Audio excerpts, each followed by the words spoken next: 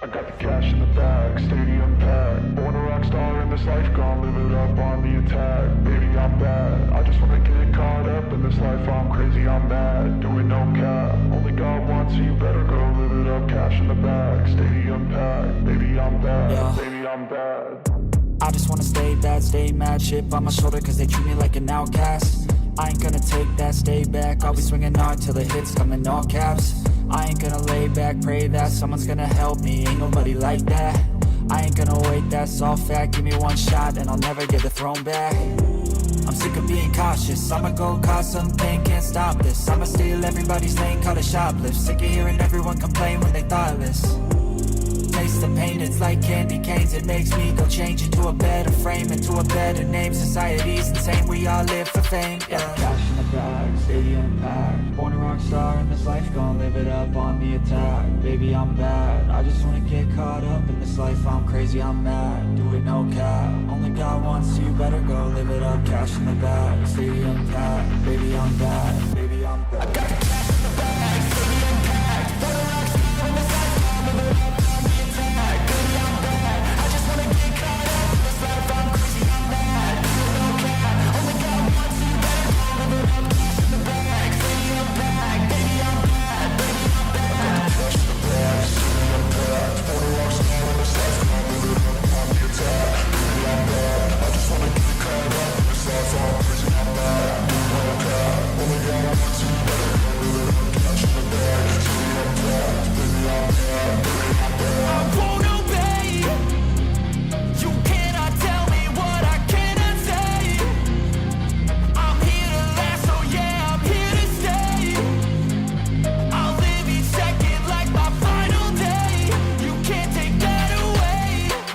I got the cash in the bag, stadium packed. Born a rock star in this life, gon' live it up on the attack. Baby, I'm bad, I just wanna get caught up in this life. I'm crazy, I'm mad, do it no cap. Only God wants you, better go live it up. Cash in the bag, stadium packed. Baby, I'm bad, baby, I'm bad. I got the cash in the bag, stadium packed. Born a rock star in this life.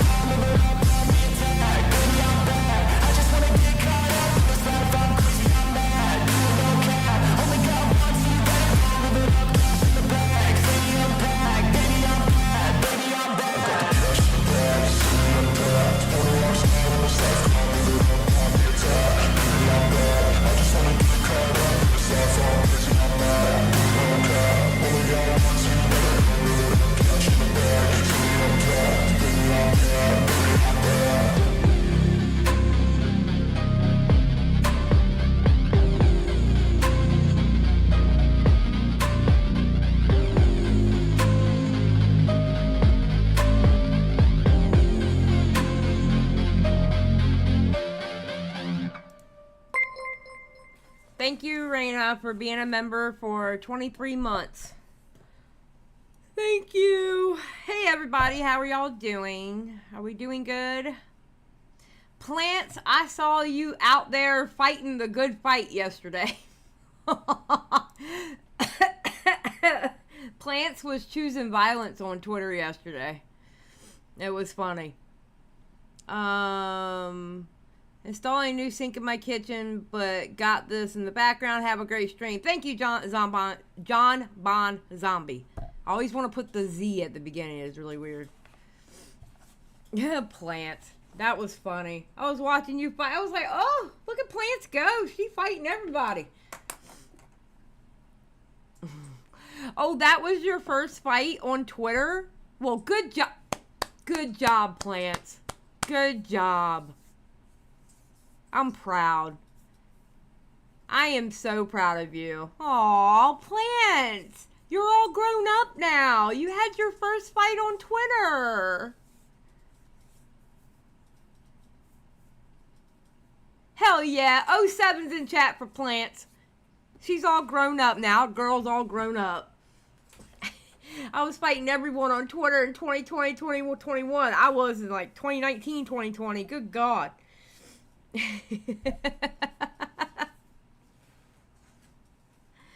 They do. They get easier the more you do them. But then you get to a point, if you get to a point like I was on Twitter, where the fighting got old. The fighting got old. So that's why I like to do a lot of, now I've changed Twitter into like my happy place. And I put like puppies and animals and funny things and stuff like that. And then that way, when I do go to fight somebody, people notice it. You know what I mean? Whereas if you see somebody who fights all the time, you're just like, oh, they're just spurging out. They're just doing their normal thing, fighting somebody. You know? So don't go around acting like you're big and tough. Okay? You had a Hassan crazy trying to fight me in the DMs. I don't fight nobody. No, I'm not fighting in the DMs. Not with people that I don't know. Now, if I know them and I have some kind of level of respect, I'd rather fight in the DMs than... I mean, y'all know me. I've been kind of consistent of I would rather just fight in private. But that's if I know them and I have some kind of level of respect. Yeah.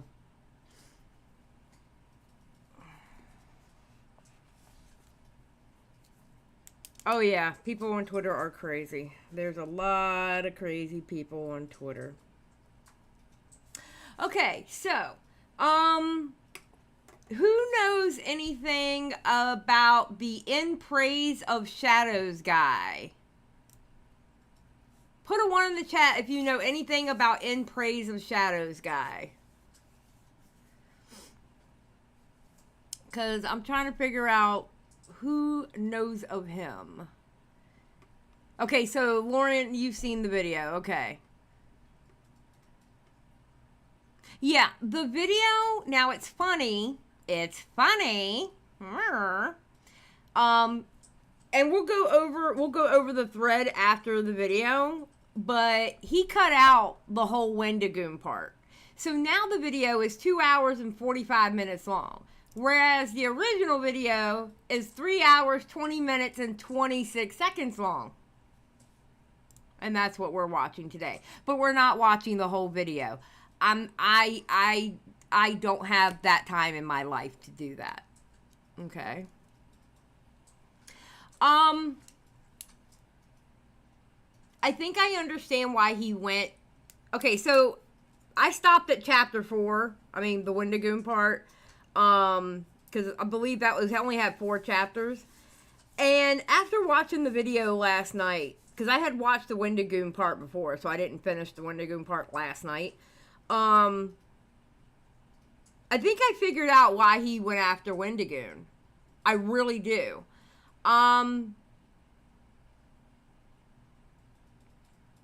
If you took Hassan, okay, and Hassan became a person who does horror movies or like movie reviews, that's what this guy would be.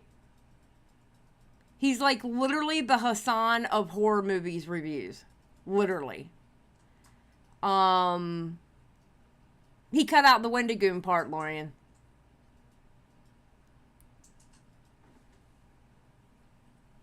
Yep. He cut out the last part. So, yeah, it's a coat fest. The whole video is a coat fest. He complains about people's comments. He complains about the views. He complains about how much money he's making on the platform. He's complaining about everything. It's literally, the video is literally a coat fest. It's crazy. It's absolutely crazy. The kids would say he's very soy.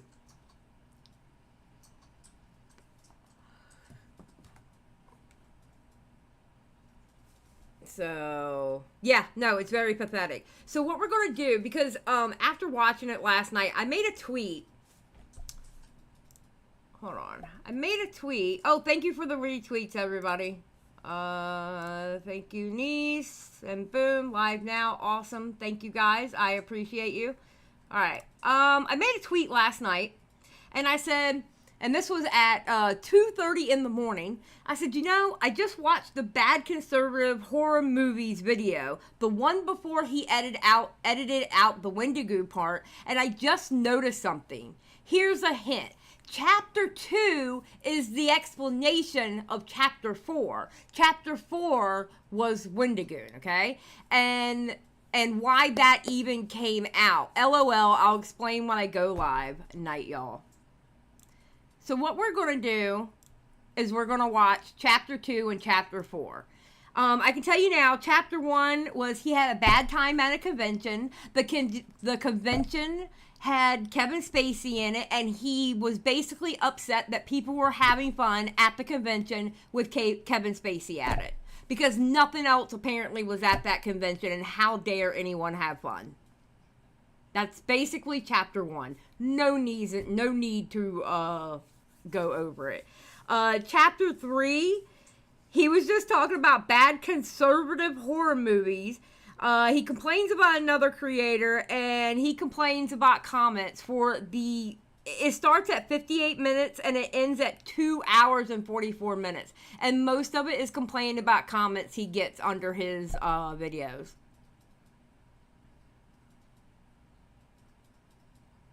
So, yeah. Oh, there's a lot of separatists. There's a lot of guilt by association in this video. There's a lot, all right? But Chapter 2, I think Chapter 2 is the reason for Chapter 4. All right, let's see.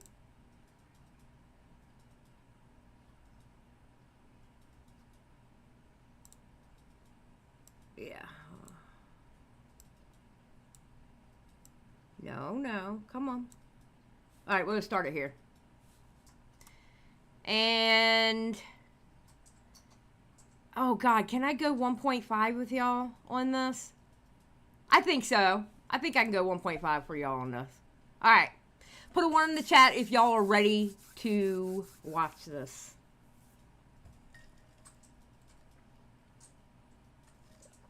Wednesday's like, please 1.5, please.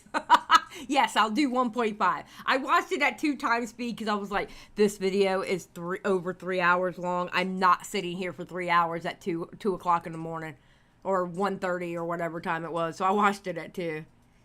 Yes, and please like the stream. Oh my God. Please like the stream. And if you are not subscribed, please subscribe. I would really appreciate it. I think we hit 11. Didn't we hit 11K? I think we hit 11K yesterday. I think we hit 11K yesterday, I believe. So, yes, I did. Okay, thank you, Blue Jay.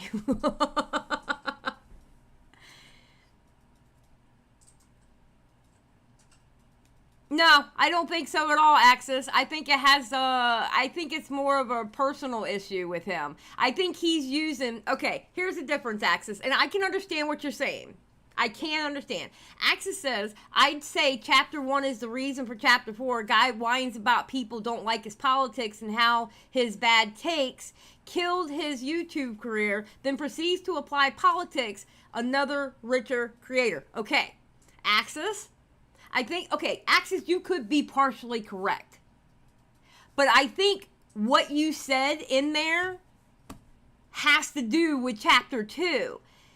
How people don't like his politics, how bad his take killed his YouTube career. Killed his YouTube career. He doesn't get the views that he once got. He's not making the money that he once got. And that's what he complains about in Chapter 2. So I think you're partially right. I think you and I, with our powers combined, we solved the case. Let's put it that way. He's jealous. Bingo. All right, let's get started. I haven't seen in a long time. But also the people who run Mad by There we go. All right. So Chapter 2, The Anatomy of a Fallout.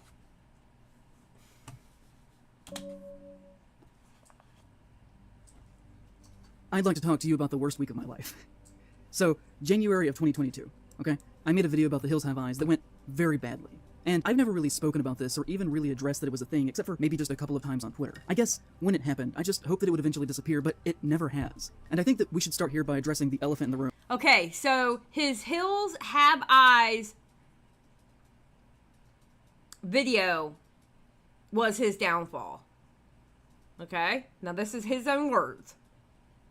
Far too long after he arrived. So, this is a brief reanalysis of Wes Craven, The Hills Have Eyes, and the internet's general response to some pretty basic things that I said about him and his work about 2 years ago. In the time since making that video. See, I don't watch, Lorian, I don't watch movie reviews, so I don't know. I can only go by what he's saying or what other people saying and stuff like that. But all I know is this video is a hot mess. Very often it is the case that when conservatives want to criticize me, they will go back to that and use it as a weapon, by twisting my words in very bad faith to make it look like I said something that I obviously... Okay, this is what I find funny. He uses the word conservative the way other political centrist people use the word, or the way other politically leftist online people, because I have to put online in there because people who are on the left in the real world don't constantly say Nazi, okay? But he's using conservative like they use Nazi, like Hassan and like the Keffels people and Keffels. The way they use Nazi is the way he's using conservative. It is amazing to me. It's crazy. Did not intend if you had watched the video. Usually in an attempt to make me either look crazy or cartoonish or racist, or that I don't know what I'm talking about, and I'm unqualified to have this job. A recent example of this happened in this past January, when Mark After Dark on Twitter said, iPOS himself has said some really racist shit towards Native First Nations people in his Hills Have Eyes video too. He's not one to talk. In fact, Mark After Dark has been slandering me pretty consistently now for years in relation to the Hills Have Eyes, often getting hundreds of likes every single time. Notice he says often getting hundreds of likes. That means that person is getting more views than him, is getting more recognition for his tweets. And he talks about people, how many likes people get all the time. By either saying lies about me or really taking my words in completely bad faith. And every time that he does this, it hurts my reputation just a little bit more. These things do have a very real effect, because if people say things enough times, then other people will believe it. It doesn't matter if it's actually true. He was the first that I could tell to actually tweet something negative about me in the fallout from that video's release. And by the way, we have a thunderstorm rolling in, so if you hear like booming, it's that, FYI, because my computer is right by a window. So don't be alarmed. And if the power cuts off, you know what happened. He didn't get me. The thunderstorm got me, okay? When he said, YouTube film essayist, the cannibals in the Hills Have Eyes are actually the good guys, because they're poor, and the family is everything wrong about America. They're middle class and one is a retired cop. Cuts to footage of January 6th storming the Capitol. Which, I hope you'll be able to see is taking my basic argument and contorting it to appear as ridiculous as possible, even though it did make sense within the context of the actual video. I mean, that video is an hour and 25 minutes. Reducing what I was trying to get across down to a single one-sentence tweet, of course, is going to make me look like an insane person. You can literally do that with anything that anyone says, but it isn't being done in the fair spirit of argument. It isn't an actual response to what I was saying. It is lashing out like a toddler. He got 370 likes with that one. He got 370 likes with that one. Wow. He got ratioed. He's upset that he got ratioed. Another time, to 867 likes, he said, I like iPOS videos Look, for the... 867 likes. He's upset because he got ratioed. Most part. But this man has brainworms. His Hills Have Eyes video is the most schizophrenic far leftist ramblings I've ever heard. He said the family deserved to be raped and killed because they represented colonial USA and the Hill people are native. By my count, he has tweeted at least 10 times over the past 2 years about this. And that is without me actually even looking very hard. I'm sure it has happened even more than that. I have never once before now interacted with him or even acknowledged his existence. And he's often really condescending with this too. In one tweet saying that I must have forgotten my meds that day. Essentially, every single time implying that I think rape, violence, and cannibalism is literally a good thing, and that I'm also a racist. Around that same time in January, an account going by Crackhead Clyde said to me, I don't get how you can show more sympathy for the violent cannibals in the Hills Have Eyes than a kid who is defending himself during a riot, or a competing YouTuber who has different opinions from you, which we're gonna get to all this in a little bit, but the kid that he was talking about defending himself was Kyle Rittenhouse. The Hills Have Eyes is their favorite thing to use against me because it is really all they've got. And not that we should be really taking the opinions of Crackhead Clyde extremely seriously, but the issue is the army of Crackhead Clydes that will read a single tweet about you and then assume... Basically what this boils down to, and yes, we're watching this whole section because I need y'all to hear certain parts. And I'm sorry, it's going to get incredibly boring at one point. Okay? Basically, you know what his problem is? He cares too much. Like, he cares too much. He whines. He's basically whining. that it is true and hold that against you for years. Literally, there has not been a single week that has gone by in over 2 years that I didn't have somebody saying something shitty to me about that video. And I don't think that most of them have actually even watched it. And I kind of want to look at this, because posting that video was a huge negative turning point in my life. And the way that that one video was received has really impacted everything around me. Before that, I was relatively comfortable financially. I could make the kinds of videos that I wanted to, and have honestly struggled very badly ever since then. If you want to know why I make so many franchise videos now, it's because I still need to eat. And those are the only things that ever gain any traction now. Everything else I do dies as soon as it's released. Oh, we're crying now. Now we're crying. I have to do franchise videos because they're the only things that get watched.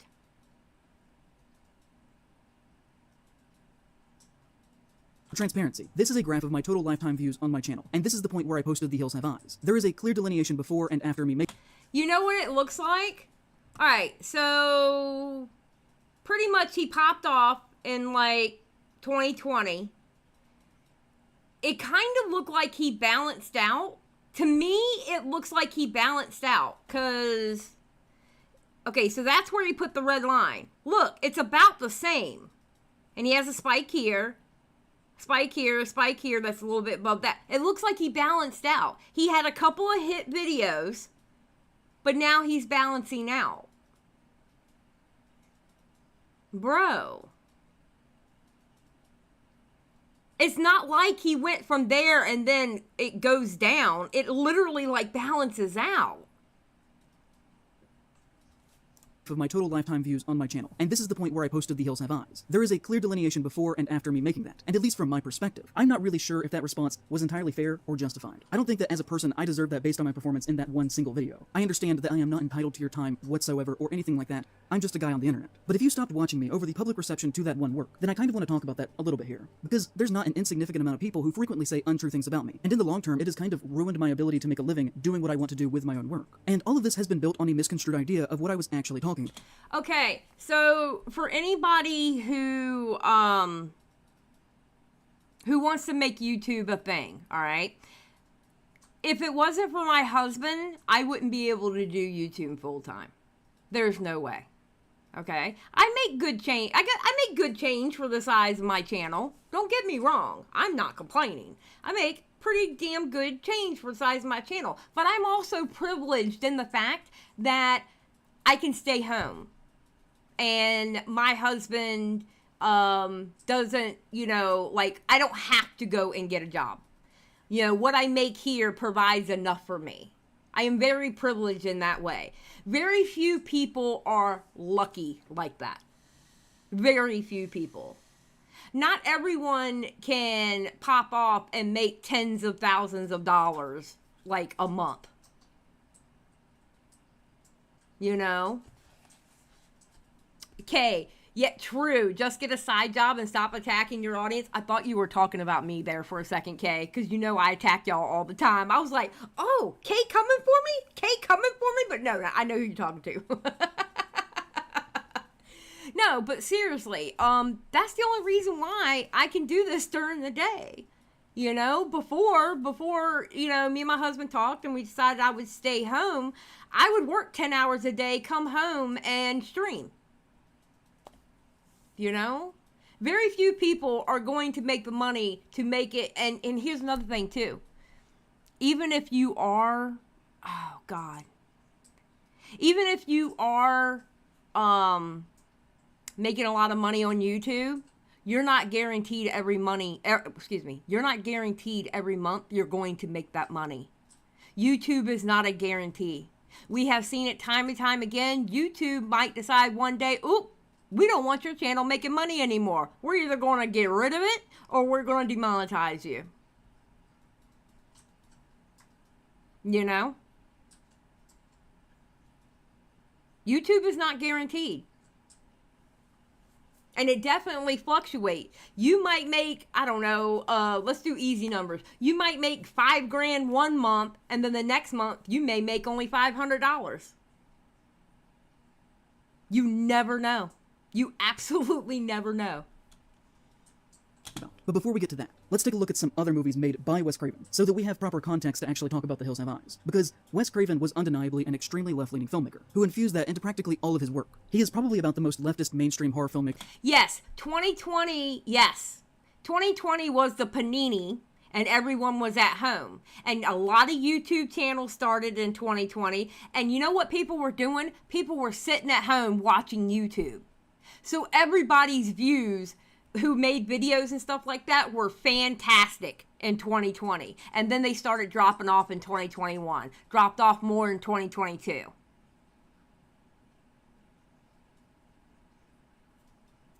Yes, Kay. Even successful YouTubers don't put all their eggs in the algorithm's basket. Exactly. Hey, what's up, Verse? That was ever working at his level. The dude genuinely hated most things that modern America stood for, including corporate culture, the decline and failure of our systems, the harm and uselessness of the police, the damage that white culture has done to non-white cultures, both within the physical boundaries of the United States, but also on a global scale. You can find this subtext throughout every single one of his films. It's just an objective fact. Take Nightmare on Elm Street, a movie. Okay, and here's the thing about movies, all right? I'm not saying that different directors don't have different, like, this is their interpretation of this political thing. I'm not saying it doesn't happen, but I'm going to be honest. Unless it's blatant, like Starship Troopers was blatant, all right? But unless it's blatant, I'm not watching Nightmare on Elm Street and picking it apart where it's about this social issue. It's a scary movie. I'm too much of a wuss to watch it anyway, but I did back in the day. And, yeah, that's all it is to me. I'm not one of those people that can break down every single movie, so, yeah. About a child killer who the government let go on a technicality, where the system failed them so badly that the parents of the victims have to band together to form some sort of frontier justice lynch mob, because the government is so useless that they have... FYI, Starship Troopers is the greatest movie ever made, and I will fight anybody on that hill. Just saying. Just throwing it out there. There's my movie review. Let him slip through the cracks. So, Nancy's mother, Marge, says at one point in relation to Kruger being able to walk free, well, the lawyers got fat and the judge got famous, but somebody forgot to sign a search warrant in the right place and Kruger was free just like that. In the end, a teenage girl has to take down the rapist herself while the cops stand right outside on the front lawn listening to her screams, watching and going, oh gosh, oh gee, whatever are we gonna do? Which is something that is still happening in real life. And in that light, a running theme throughout every single one of Craven's Scream films is how the cops are incompetent, and never once in any of the movies do they actually catch the killer. And that's not even to mention the criticisms of Harvey Weinstein in Scream 3. If you look at his 1981 follow-up to The Hills Have Eyes, Deadly Blessing, Oh my god. This guy rambles on. I'm telling you, there's a reason why we're going through this chapter, okay? I promise you, there is a reason why we're going through this chapter. This is so boring to me. 2 has a strong message on the ineffectiveness of the police, as when one of our main women protagonists is basically begging the sheriff to do something about a dangerous man, instead of just sitting by and watching as bad things happen to innocent people, he says to her, if something happens, I won't be here in time for nothing but cleanup. Vampire... Verse, I have no idea, but he does movie reviews, horror movie reviews on his channel. Brooklyn is kind of a strange movie, one that dares to ask the question, what if we cast Eddie Murphy and Angela Bassett to play love interest, and then gave them the same haircut? And also, in that it kind of doesn't really have a protagonist, which is unusual for a horror film. Whoever the protagonist is really is determined by what part of the movie that you're at. But we start with Julius, who is struggling, works a bad job, and has a deep distrust of the police, who weirdly have German Shepherds. You know, it seems like Wes Craven liked to use German Shepherds as a visual code for racist cops. Anyways. Oh my god. Oh my god. I think this guy is... he does a lot of dog whistles for the left. And I hate saying that because I sound like I'm conservative and everybody knows I'm not. Okay? But listen, a thing is a thing, okay? You have to call a thing. Alright? And this is exactly what he does. He does dog whistles.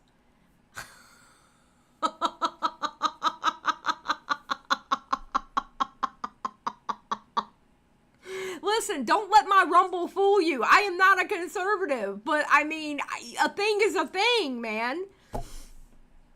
He has an older relative who is sucking him dry by overcharging him and other young people to live in the apartment building that he owns, while he gets rich and does basically nothing, where they later literally try to eat their landlord before instead forcing him to be their servant and drive them around in a stolen limo. Another instance of Craven using a cannibalism metaphor in relation to wealth and power dynamics. A movie that also includes a scene where a white woman holds a black man hostage in a park with pepper spray up to his eyes, telling him that she hates to do this because she understands what capitalism has done to black culture, but that she just doesn't feel safe seeing him in the park after dark. A total parody on the hypocritical mindset that liberals have held for decades now. It is also not the only movie that he made that primarily features an all-black cast, and is based around issues that affect black people. The Serpent and the Rainbow is about an all-white imperialist American pharmaceutical company who sends a tall, white, light-haired... Okay, Serpent and Rainbow is a really good movie, FYI. That's a really good movie. If you've never watched it, you should go watch it. Really good movie. handsome man to try and incorporate himself into the culture of Haiti, to learn their tricks of how they create Haitian zombies, to then... Yeah, he takes every second to sell his political views, for sure. You can tell that in the last, 2 minutes. True verse. That's exactly what he does. And he wonders why people stop watching him. If this is what he does in his other videos, and I refuse to go watch them because I am not... He sounds like he's preaching. Who wants to watch a YouTube video and be preached at? Who? Steal their old folk medicines so that they can market them and capitalize off of them. Midway through the movie, at the dinner scene at the CEO's house, where they are planning and celebrating this, genuinely having a conversation about violence that they plan to enact against poor black people. Everyone who is at the table is white, and the butler who serves them is black. And because he's there to steal from them, the protagonist is never able to actually immerse himself in their culture, and never attempts to understand the Haitians on a spiritual level. He is a cultural leech. And just because he is the protagonist does not mean that Craven is trying... Wait, is this why he's popping up? No, verse. When we get to chapter 4, because I'm skipping chapter 3 because it's almost 2 hours long. We're skipping chapter 3 and we're going straight to chapter 4 where he goes into Wendigoon.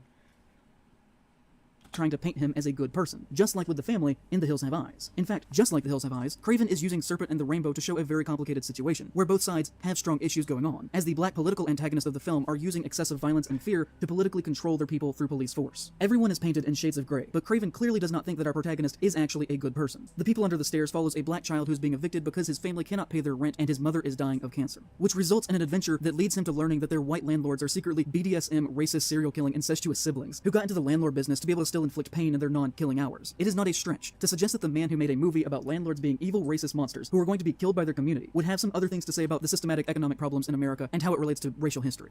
Oh my god. Oh my god, he's killing me. He's killing me. Listen. I don't mind you giving me a plot to a movie, alright? And I'm sure this has an audience somewhere, okay? But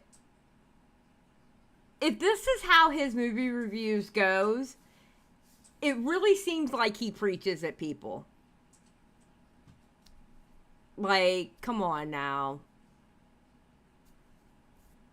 Yeah, please, if you are easily frustrated, get a stress ball before the Wendigoon part. True. And clearly based on his other works. If he has a protagonist in a story that is an old white cop, like in The Hills Have Eyes, he is not going to write him as if he is a good person. I'm not saying my opinions here. I am literally telling you factual information about what happens in these movies. There is this thing that the internet does, where one person says something that is false but sounds believable and is tangentially related to what actually happened, and then other people start to repeat it out of context, and morph it, and slowly escalate it, until it just becomes general belief, even though it is Yeah, but who's to say you're not morphing things? Okay, it's funny that he can point at other people saying that they're morphing things, but you are just giving straight facts. You are not morphing anything because you don't sound like you have an agenda at all, right? Come on, dude. Detached from reality. And this is what I think happened here in my situation, where people somehow got the notion that I was a racist, pro-cannibal, pro-rape, and sexual assault weirdo, which, I find genuinely insulting. It's like some people had never heard of the concept of a metaphor before. So, if we go back to my original video, okay, my basic argument was that the Hill people in The Hills Have Eyes are a stand-in for any type of person who has been marginalized by the American imperial machine. Native Americans, any non-white people really, queer people, poor people, anyone who would stand in opposition to the family, whose father is a police officer, whose background is upper middle class, who are openly racist, demanding, and hostile, who also have a German Shepherd as their chosen pet. They are a family made up of racist red flags. And I discussed how the movie is about a conflict when those ideologies come into contact. When a group who has had everything taken away from them, and another who reaps the benefit of the taking, are suddenly placed on the same level and are told to duke it out for survival. About how at the end of the day, when push comes to shove, we are all capable of great violence against one another. I do not think that that is an outrageous reading of that film. It isn't even really subtext. It's just the plot of the movie. People... Oh, God. But the cannibals are the bad guys. Yeah, they really are. They are the bad guys. They are. Got extremely mad at me for recapping the plot of The Hills Have Eyes. Because genuinely, if you go back and watch that video, that is all I am doing. It is a very basic reading on Wes Craven's intended message of that film based on his own words and what he put on the screen. I'm not even saying that I agree with everything going on in the movie. I also certainly did not write the movie. And truth be told, I also think that Wes Craven is a little overrated, and I'm somewhat mixed on his filmography as a whole. Thematically, I think he's great, but on a basic filmmaking level, he was at times fairly weak. I was literally just talking about what Craven was trying to do in his script and how he saw the movie. I hate pretentious people. You notice how I always say I'm too blue collar for that? I hate pretentious people. And he talks like he's very pretentious. I can't stand that. I don't care how much money you have. I don't care if you're rich or poor. I don't care if where you're from. I don't care about anything, absolutely anything about you. But if you talk like you're pretentious, I can't deal with you. I can't deal with you if you talk pretentious. And this dude talks so pretentious. Mixo for 2. Bread tube is over. We hate tankies and woke skulls. Oh my God, Mixo. Thank you. Thank you for the 2. I appreciate it. That's all. Still, I started to receive comments like this. I can't imagine watching this film and coming away with the conclusion. This video was like 3 hours and 30 some minutes. We're only watching 2 parts of it. We're watching actually the two of the shorter parts. We're not watching chapter 3. I'm not going through chapter 3. I refuse. Conclusion that the cannibals are secretly the good guys, and the biggest tragedy is that they didn't eat the people passing through. He stabs him in the heart not to kill him, but to remind him of his place. Or maybe it was just to kill the cannibal who attacked him and his family. I don't know, just my interpretation. It's edgy takes for the sake of engagement. Love this channel, but I don't think it was actually fine that these cannibals killed, raped, and ate people who just crashed their car in the wrong spot because... Okay, what he's doing, he's reading comments that were under his videos, okay? How do I put this? He's one of those that if you don't agree with him, it gets to him very hard. It gets to him bad. It gets to him really bad. And he's having a problem with people disagreeing with him. He can't stand it. He can't stand it. That's why he's reading comments. Unless you're doing it as a joke. All right, Axis for 10. What makes it worse is Craven did intend these things, but was absolutely horrible at portraying them. He basically provoked death of an author every time he politically analyzed his own script. Okay. I don't know. But thank you, Axis. I appreciate it. 07's in the chat for Axis. I can't get that deep into a movie. I really can't. I'm just one of those, I watch it for the storyline and, yeah.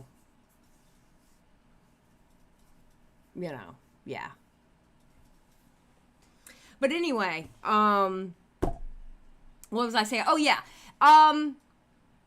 You can't let your comment section get to you. You can't. You absolutely cannot. And that's his problem. He's letting his comment section get to him. Because capitalism is bad, and actually they're the good guys, is the take that I would have gone with. You can defend your home without eating people. You have an extremely warped moral compass. Class this, class that, blah blah blah. I like your videos, but the commie talk is distracting and arrogant. We side with the vacationing family because they are a down-on-their-luck group, trying to get unstuck until they're hunted by opportunistic murderers who want to eat them. They're not inherently sympathetic because they're white or rich. They're sympathetic because they're the victims in the movie, not just the victims in your metatextual want for what you think the movie should be. The Carters win because good should triumph over evil. Jesus, Wes is spinning in his grave for an hour and 25 minutes. Woke Overthinking presents a woke critique of a B-movie lacking any intellectual heft. If I had a nickel... That's the problem. He's being called woke. Somebody said commie in there. He's getting upset because he feels like they're attacking him politically. It is a movie review. If you... Listen, I can understand that if you use the English language correctly, you can give your interpretation of a movie without preaching to people. All you have to do is use the English language correctly. I'm just saying. For every time a horror channel assumes something in a film is an allegory or a metaphor, I'd be rich by now. So tiring.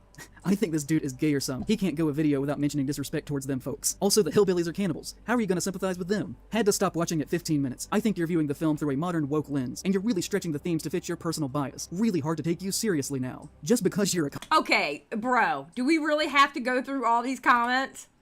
We get it. They didn't like it. Holy crap. I'm sorry. Okay.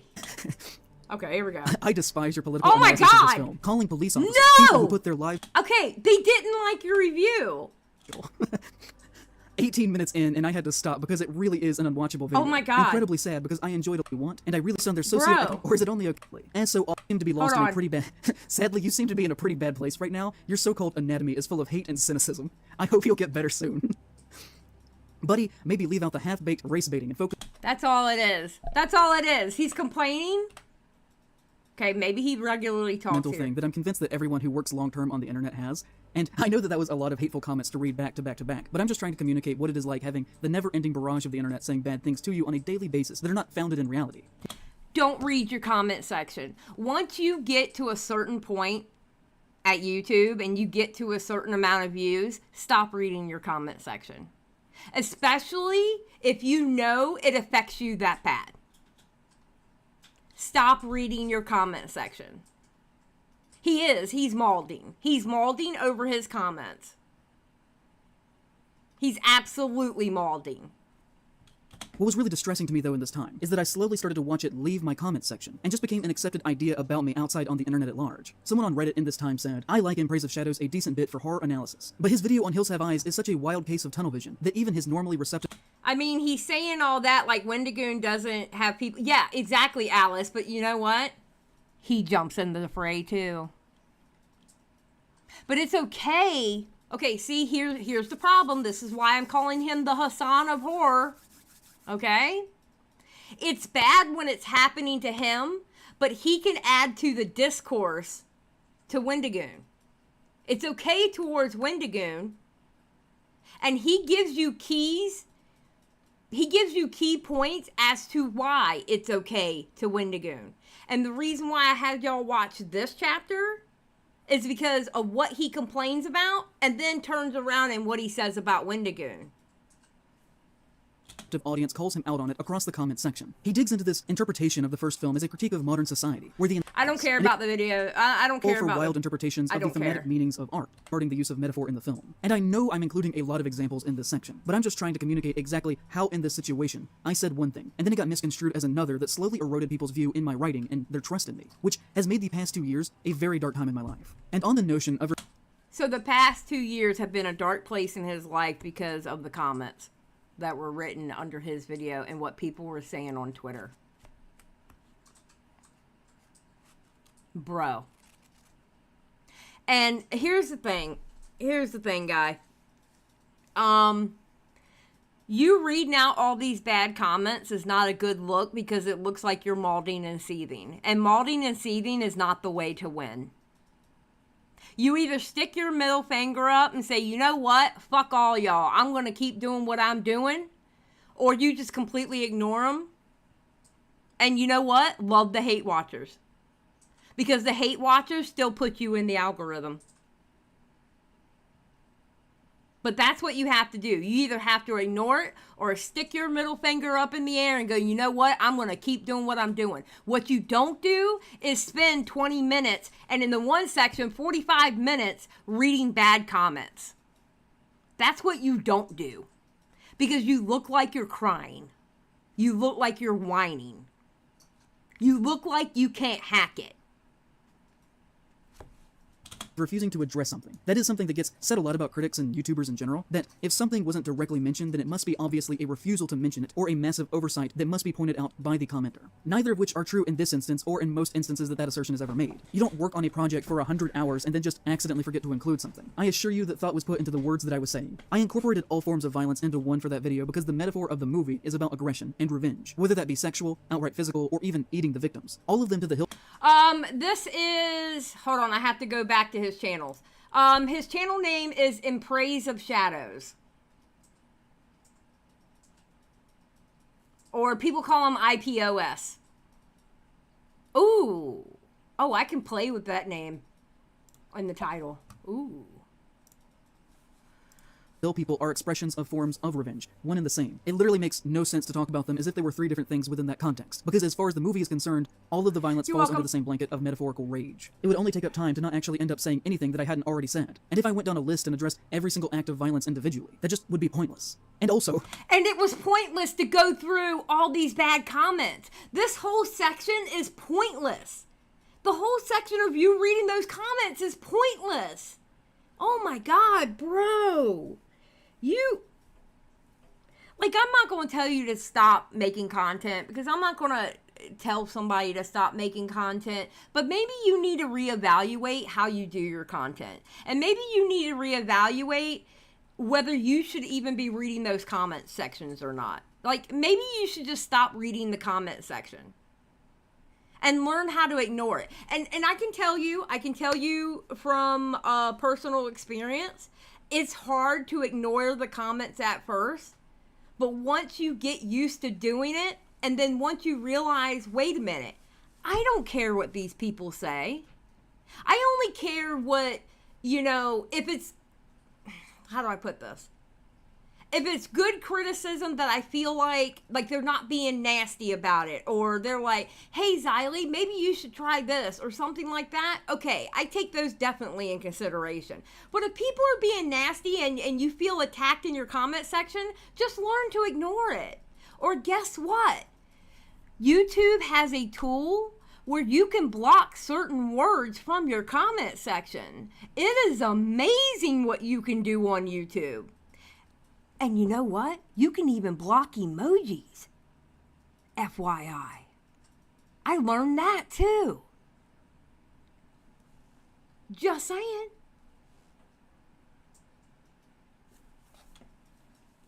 It isn't me saying that I think that these things are good in real life. Obviously. We are talking about fiction here. The Hills Have Eyes never happened. Wes Craven made that up. These are not real people. And I know I normally don't have to go that basic with what I'm saying, but in this instance, I guess it does have to be said. Because near weekly for over 2 years, at least one person has insinuated to me that I supposedly think people's flesh should literally be eaten off their bodies because they can afford a camper. And I won't name names. But the thing that really hit me the hardest is that when I decided to stop reading comments and just tried to distract myself by scrolling on Twitter and— No, you didn't. No, you didn't. You were lying. You're lying. You're lying. No, you liar. Oh my God, he's lying. Names. But the thing that really hit me the hardest is that when I decided to stop reading comments. Bro, if you decided to stop reading comments because you're not going to let them affect you, then why did you spend 20 minutes reading comments? Bro, what? Jesus, Lord, if you can't handle your comment section, then you don't need to be on Twitter.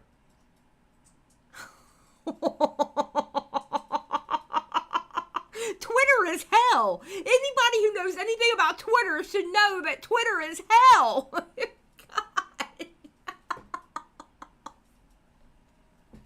And just tried to distract myself by scrolling on Twitter, and on my For You page, I found a thread of mutuals openly making fun of me for my failure of the video amongst themselves. Just openly in public. Some of them using words like, oh no, my mutuals and my co-workers don't like me. Been there, done that, buddy. Guess what? You have to stick your middle finger up in the air and go, you know what? I'm not going anywhere, and I'm going to keep doing what I'm doing. like idiot and stupid, many of which I could tell had not actually watched the video based on what they were saying. They were genuinely just calling me dumb without trying to meet me on my level of what I was trying to say, instead just believing what other people were saying about me. And that was so hurtful that I can't even fully communicate it to you. To see this notion escape the comment section, which, you know, it's YouTube, sometimes it can be a little bit out there, into the more real digital life on the internet and Twitter and beyond, to where even people who knew me were making fun of me in posts that the algorithm recommended to me, was the lowest point in my career. Listen, it's going to happen. God. It's like he's having a more eloquent tipster moment, in a sense. As you kids would say, he's soying out over his comment section and over Twitter. I mean, listen, I catch strays all the time from my friends. I catch strays all the time. But you gotta roll with the punches. It is what it is. Verse says, if everyone says you suck to the point your mutual friends say it in public, you can't find anyone who agrees with you, maybe, just maybe, you suck. Period, point blank, period. Again, I won't say who they are. I don't want people to get mad at them for this, but I still remember, and to be honest, I will always see those people differently from now on. And if I met them in person, I would never be more than just cordial. I would never be their friend. Oh my God, you talked badly about me and I will remember it. I mean, listen, I love a good petty moment, all right?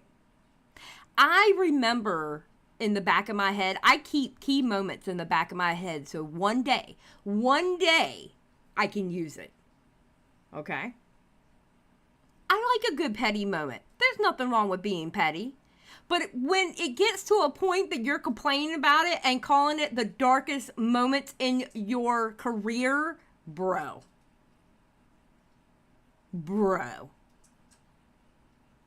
and I'm usually not like that. I decided then that I was never going to acknowledge that this was happening. I was just going to go on about my life, keep making videos, and hope that things would be fine. But they weren't. They never really were again after that for me. Like I said, this never actually stopped happening. It is still going on to this day. It keeps happening, continuing to mutate and escalate to where now people are openly making fun of me about— So now he's saying he's being bullied. Now he's being bullied. That's basically what he's saying. He is being bullied. The Hills Have Eyes to my face, in spite of being totally detached from the reality of what was even said in that video. They don't even treat me like a person. Recently, I said something related to the Cherokee on Twitter near where I live, which is something we are going to get to here in a little bit. And somebody said to me, "Hi, I live in Oklahoma and am a Native American. Go fuck yourself." Like, what do I even do with that? I've never once in my life said something negative about Native Americans, but there are a whole group of people who treat me with open hostility over a perceived belief that I said something awful, when all I did was talk about something that somebody else had said. Another example for you is when one woman last year said, "He is up his ass and has been for several videos now," and Alice for 5. He is the living embodiment of the crying Squidward meme because he's cringe. Yes, I agree. Thank you, Alice. I appreciate the 5. Verse, I'm not reading that. I'm not reading that out loud, verse.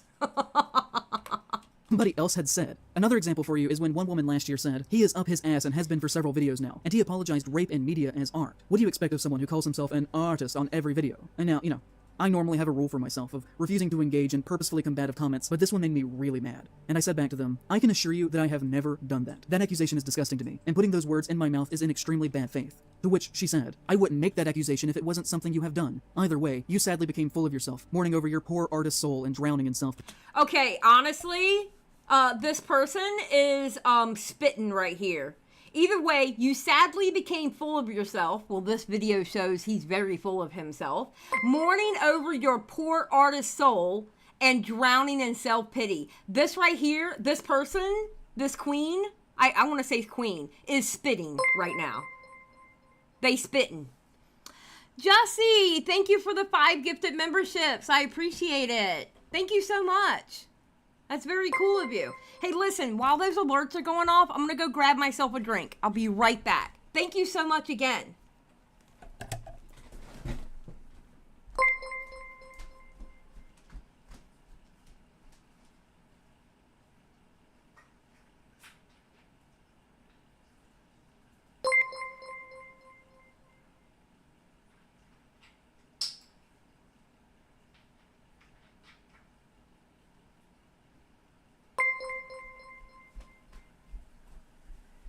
Okay, I'm back. I'm back.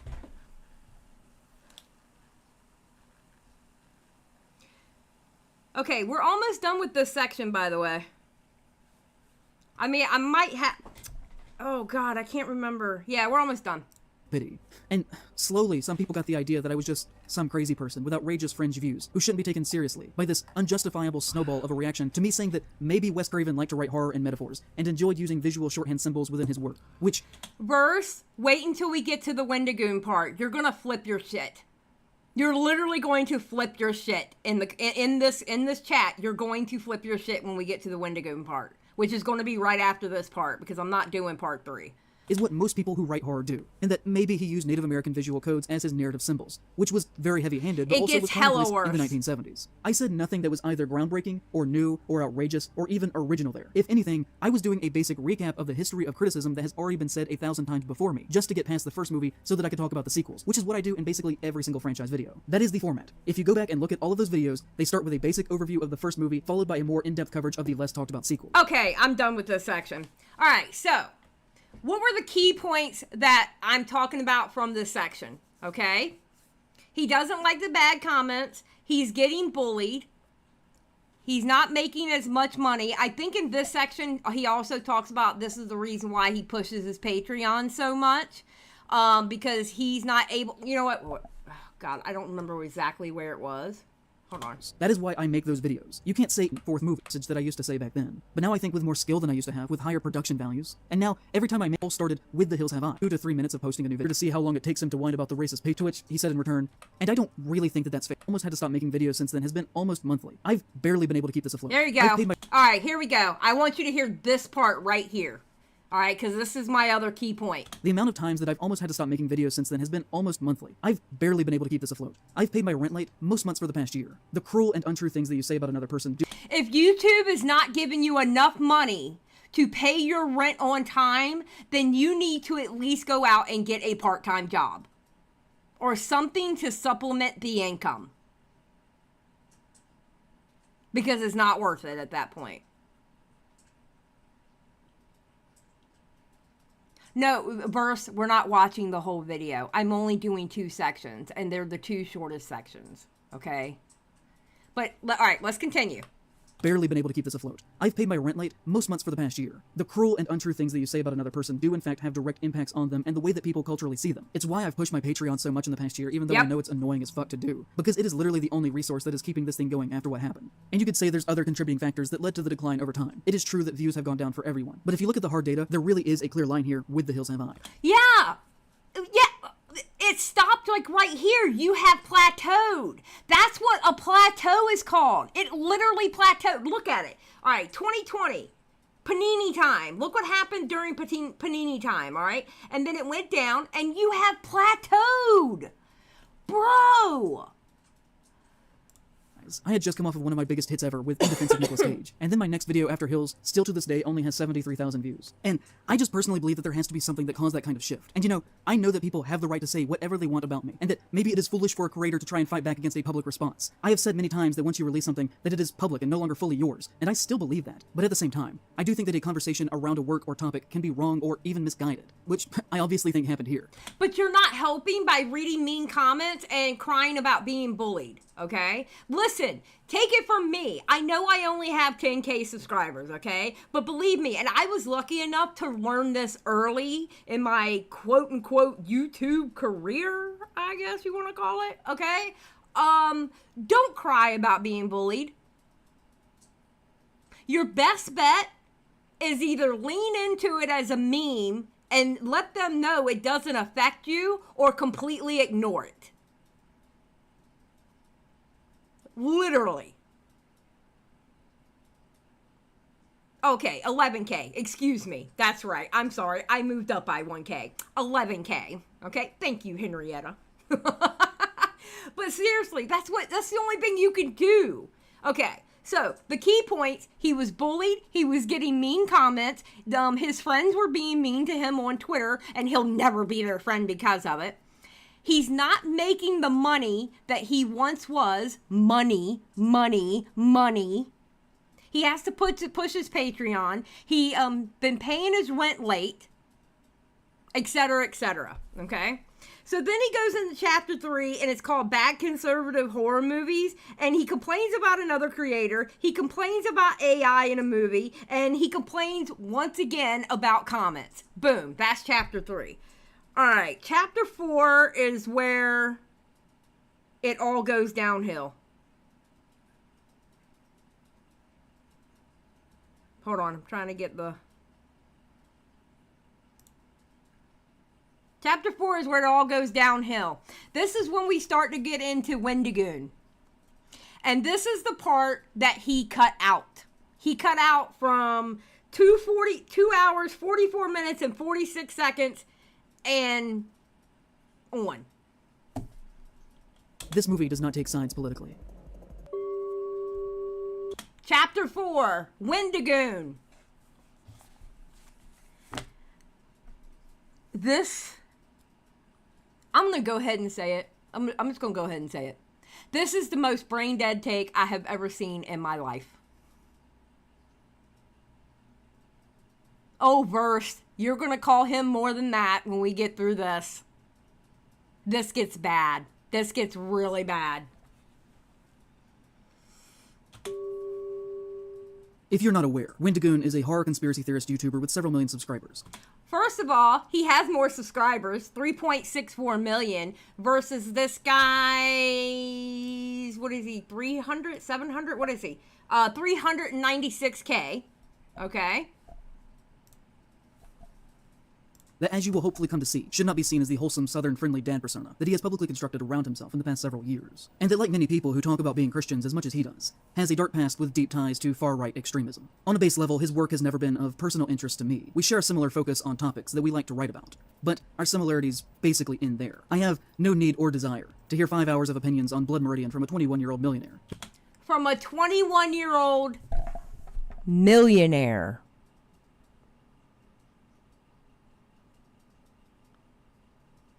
Did you get that part?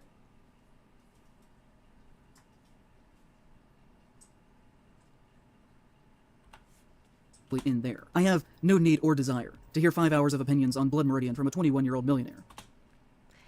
The millionaire part, he's pocket watching. He's pocket watching.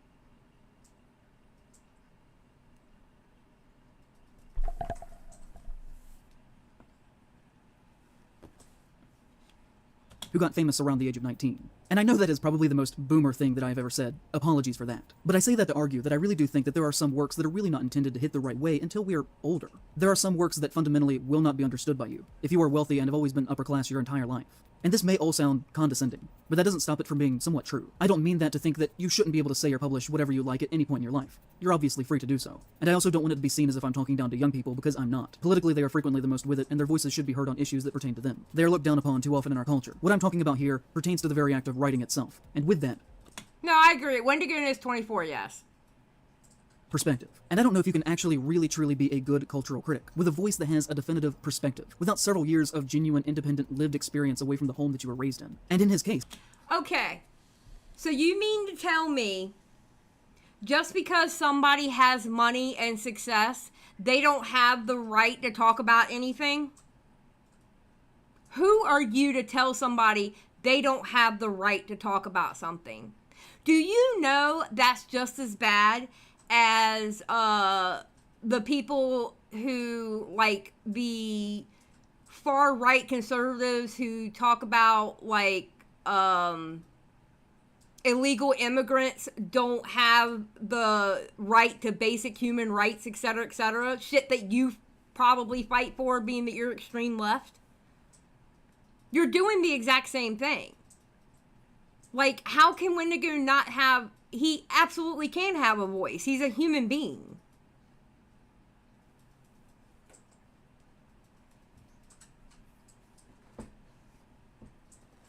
So... yeah. Apparently only poor people really understand art. Exactly.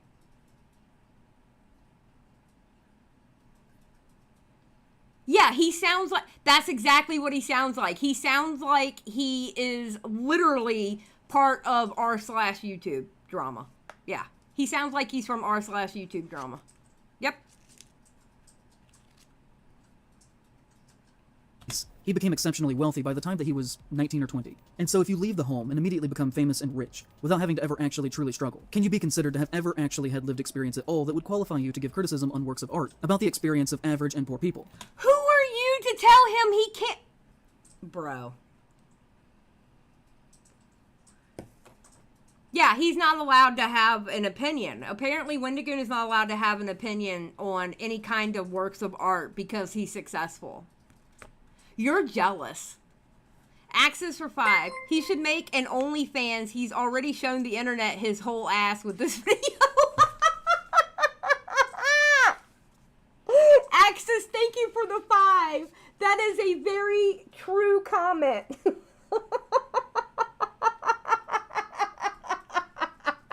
Access, that was amazing. That was an amazing comment. I loved it. That was absolutely amazing. Thank you. Thank you for that. That was really good. If I was on my other page, I would pin that. Swear to God. I would argue not. And if that is the case, why would your perspective matter as a critic? Not to mention the fact that Wendigoon was raised in a very wealthy family, and with that comes from a wealthy perspective.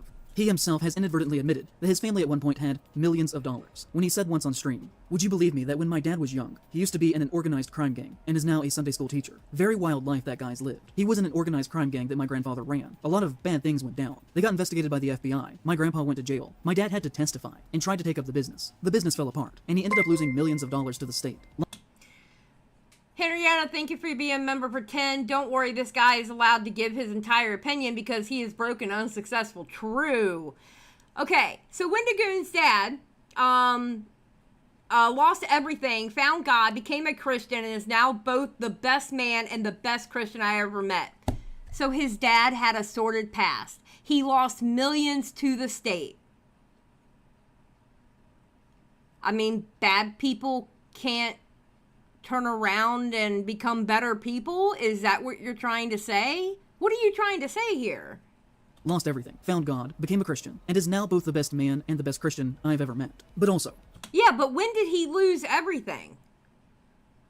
Was Wendigoon even born then? Or was he a little kid? Like what? You don't give any receipts.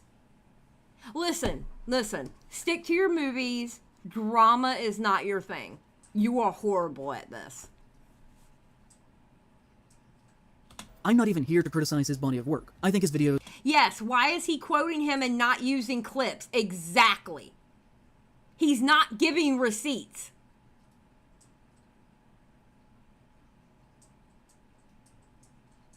Yeah, it implies that he lost the money because Wendigoon literally said lost everything. Exactly. Those are very uninteresting. But ultimately, that is secondary to what makes him worth talking about. Exactly. I want to hear the quote from Wendigoon myself. I agree. The first of which are the very strong beliefs that he seems to hold as important, that are, in my opinion, the antithesis of what horror should be about. There are many things that are red flags that we could talk about, from the bizarre gun ownership, the flagrant use from... Guess what? And this coming from a person on the left spectrum, because I don't know if I can call myself a leftist or a lefty or a liberal. I don't know. They keep changing the definitions of things. So from a person on the left, you would really be upset by our gun collection. Because guess what? People on the left like guns too. Just saying. People on the left got guns too.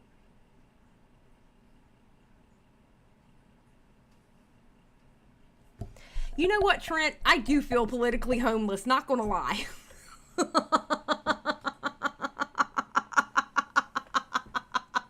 I do. I feel politically homeless, not gonna lie. From my perspective, of his religion as a shield from criticism, to the belief that he at one point followed many far-right accounts on Twitter, from Kyle Rittenhouse to Parler, the social media website. I mean, I followed Donald Trump at one point. So... I didn't follow Donald Trump because I liked him. I just wanted to see what he was going to say. I believe I follow Andrew Tate. I follow Mr. Girl. We all know how I feel about Mr. Girl. I have him on notifications, actually, just so I can see if something big comes up. You can't go by follows. I'm sorry. You can't go by follows. Especially if you're a content creator. You can't. Yeah, Ninja. Ninja says, I follow Chris Chan because I like watching the train wrecks. Exactly. Yeah, a follow doesn't mean endorsement. And I absolutely refuse to put that in my bio on Twitter. I refuse. Because if you think a follow means endorsement, you're brain dead.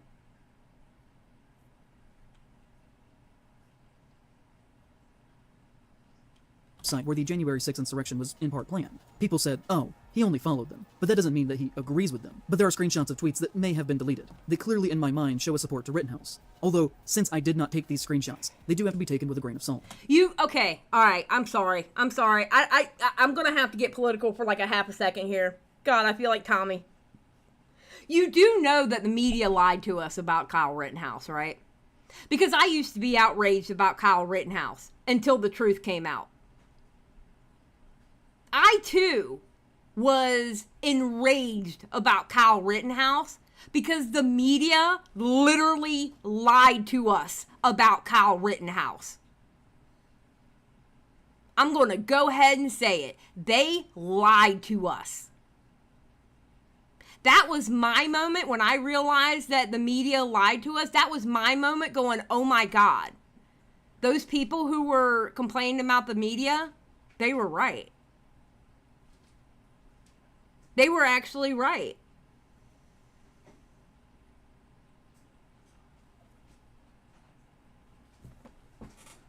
They completely lied to us. Yep, they lied to us about the Johnny Depp trial too. You are right. So that's when I had my awakening, was the Kyle Rittenhouse case. That's what woke me up. Honestly. But in relation to everything else that we're going to talk about here, to me it seems to fall in line with his general beliefs. These have been widespread across the internet, and to my knowledge, I can find no examples of him directly saying that these are not real. So he may or may not have actually followed these accounts or supported them. But Who cares if he did follow them? It's none of your fucking business who he follows. You know, do you pay his Twitter blue bill? Do you pay his internet bill? It's none of your damn business what he does with his Twitter. Stop pocket watching people and stop watching every little thing they do and who they follow, etc., etc. Good God. I do not believe that he has ever outright said that this did not happen, so take that as you will. We could talk about his past and supposedly being a founding member in an online conspiracy theory group that, according to him, snowballed out of control and Good job, Henriette. You're all right. Girl, he can't even pay his own bills. True. to being a white supremacist neo-Nazi organization called the Boogaloo Boys. His online username at the time was Boogaloo Boy, and he claims to be the first to have started using it, but that he left the group and became Wendigoon after things started to get out of hand. And this is not a conspiracy theory in itself. Shockingly, he literally has said so in writing. As you'll see, he was just like, oh geez, sorry guys, about starting a violent hate group guys. Sorry that people got killed. I totally didn't mean to do all that. My bad. I'll do better next time. Also, it should be noted that the Boogaloo Boys are known for wearing Hawaiian shirts. And guess who else always has on a Hawaiian shirt? If he started the group and he has said he has always worn Hawaiian shirts, what makes you think he's going to stop wearing Hawaiian shirts? He left the group. You know what? One of the only receipts he actually shows is what he said about it on Reddit. Despite the fact that he publicly totally does not share in their beliefs, guys. I'm just saying that if at the very least I, in any way whatsoever, somehow, accidentally, inadvertently, started a hate group, I wouldn't continue to still dress like them. Yeah, because he's memeing. If you notice, he has different outfits for each chapter. He's memeing, he's trying to meme Wendigoon by wearing a Hawaiian shirt. If it were me, it would make me look like I still believed in their cause, and that I just couldn't talk about it because people would publicly get mad at me. If I accidentally started a hate terrorist organization, I wouldn't rebrand as a horror YouTuber the next year, and instead would try and fight that ideology as much as I could. No, you're just mad because he's better at it than you are. And you're trying to grasp at straws. If he really is one of them, then go out and find proof of him saying that, go out and find the proof, because people do slip up. People do slip up. And if I didn't do that, then it would probably be fair for people to assume that Alice for 2. I totally fight them, guys. I'm like Batman IRL. True. still agreed with their actions. At one point, he posted on his subreddit and wrote, "Someone asked me about my old Boogaloo Boy persona, so I made my response and thought I'd share it to set the record straight. Again, I hate being political, but I wanted to clear this up. Love y'all. Thanks." The statement that he included with this read, "Alright, so I'll go ahead and make my official statement here, because better to come straight from me. Over 2 years ago, I was among the first to begin using the term Boogaloo. Originally, it was a rendition of Che Guevara's, not that he was a good person by any means, code word for revolution, and I have always been a proponent of freedom and liberty. I believe in the divine rights of every human, and therefore, aspects of self-independence are important to me. So I began using the word in small settings, and then decided to make a meme page using the name as no one had yet done so. To give you an idea, my name was Boogaloo Boy, and several have pointed to me as being the original and started the Hawaiian shirt thing, as I've always just worn those shirts. However, as the term became mainstream, more ideas began to come into the group. Everything from Antifa members to fascists wanted in on it, and the original idea became muddled and broken. I always meant it as a for the people thing, yet it quickly became something else. To give you an idea, I watched the same news... So he left. Because the page that he started, he didn't like the people that were there, so he left. I mean... You mean to tell me, oh great one, being that you're the only person allowed to talk about social issues, you never found yourself around the wrong people before and then you dipped out? You've never done that before? You've always been so chaste and always been around the correct people all your life? Like what?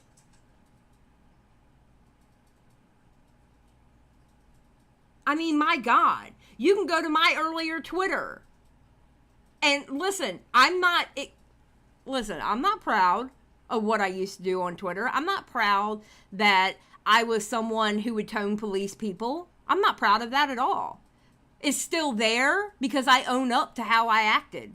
I'm not like that now. I don't tone police people like I used to. You know, I still have my boundaries, don't get me wrong. And my core values are still my core values. But I don't tone police people like I used to.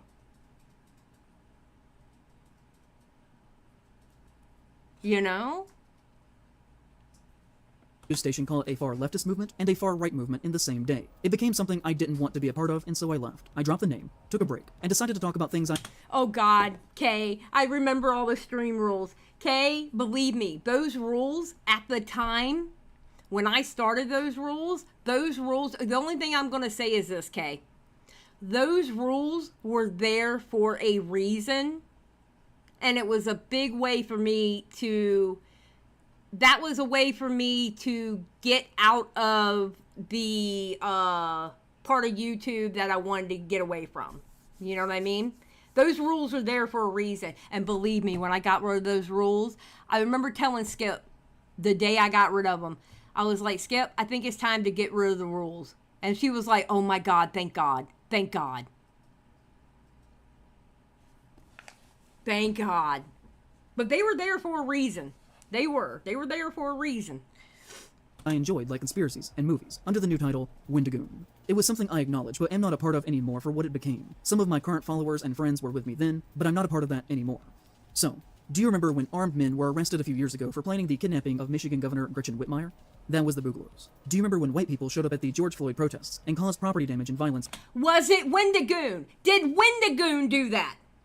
Did Wendigoon do that? Was he there? Did he do that? So unless you can come up with proof that he had anything to do with the planning of that, or that he sent people to do that, then shut the fuck up. Because from all we have is Wendigoon saying he is not a part of that anymore. What?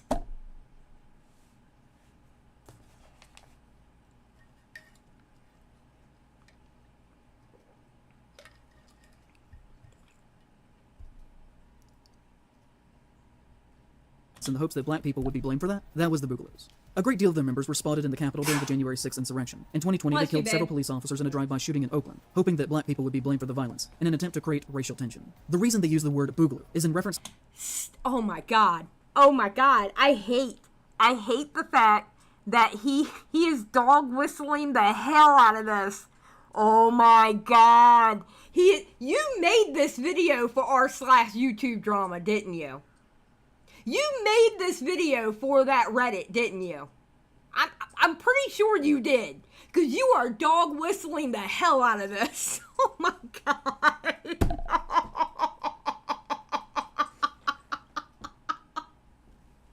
He is so... Oh God, he's so bad at this. Oh my God.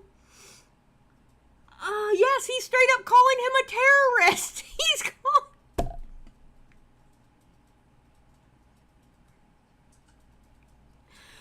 Oh my God.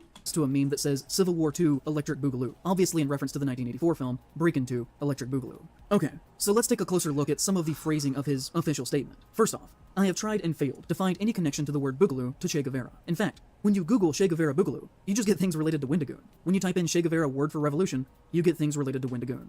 Che Guevara died in 1967, and the earliest Trent for 279. Boogaloo Boys sound like an indie rock band. It actually kind of does. Actually, I'm not gonna lie, Boogaloo Boys, it kind of sounds like Cajun music, like a Cajun music band. That's what it sounds like to me.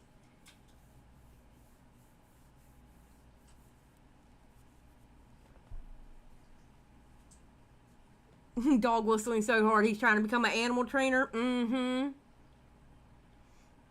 example of the word boogaloo that I can find was in 1966, in relation to the musical style. So I would wager that that is more than likely a lie, to cover his actual intentions and sympathies that he held as a seemingly radicalized teenager. According to the Center for Strategic and International Studies, the word boogaloo began to appear in online forums related to hate content on 4chan somewhere between 2010 and 2012, when, Wendigoon would have been about 10 to 12 years old. Specifically, I have seen multiple times that it is believed to have been born on gun-related forums. I can find no evidence that within their organizational structure, that they have any allusion to their values starting or being connected to Che Guevara in any capacity.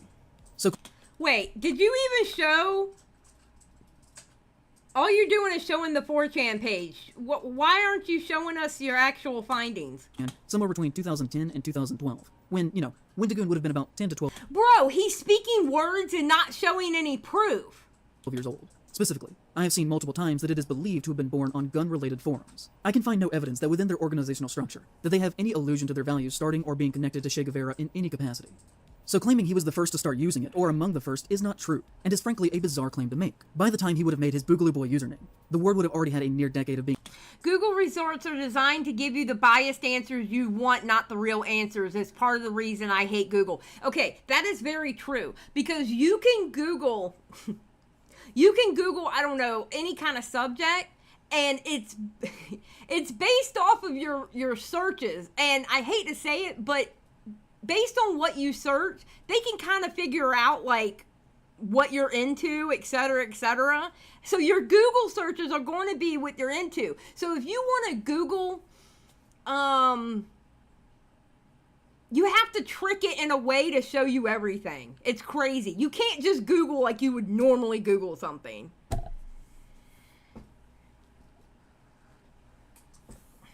It's crazy.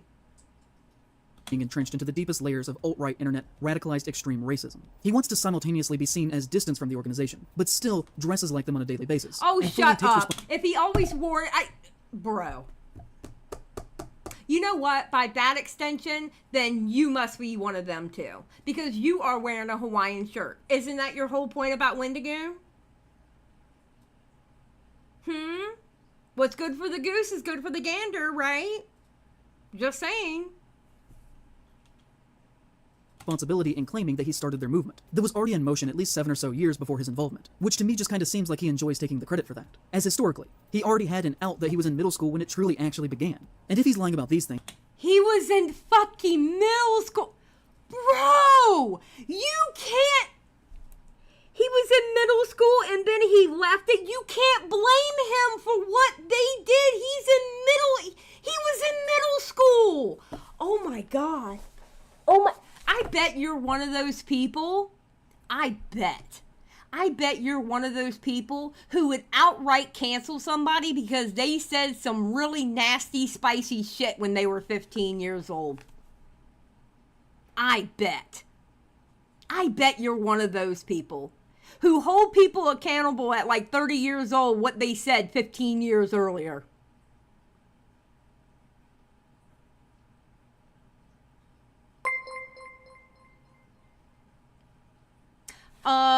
Dude is committing all sorts of fallacies, no true Scotsman, guilt by association, dog whistling, and much classism. True. Thank you. Thank you for the 420. I appreciate it. It just makes me wonder, what else is he lying about? And the difficulty in seeing... Girl. Bae, listen. Bae says, I disavow anything I said before I was 25. The only thing I have to say is this. I am so glad. That social media, I'm so glad I'm old as I am, okay? And I'm going to tell you why. Social media wasn't a thing, and I wasn't on social media when I was in my 20s. Smartphones was not a thing, and I am so happy for it. Oh my God. Oh my God. I would have been canceled before I got started. Okay? That is the one plus of being almost 50. My bad years were not recorded. Just saying. Okay? The bad years are not recorded at all.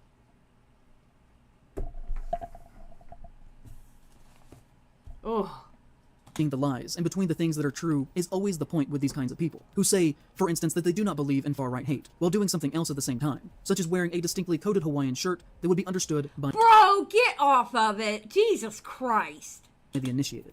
As Jared Thompson puts it, who works with the Transnational Threats Project that focuses on the evolution of digital terrorist networks. Boogaloo memes and slang are often deployed in similar formats, and using similar language to more mainstream internet discourse, creating a challenge in parsing the difference between complex inside jokes and memes that are used as a tool of Boogaloo extreme.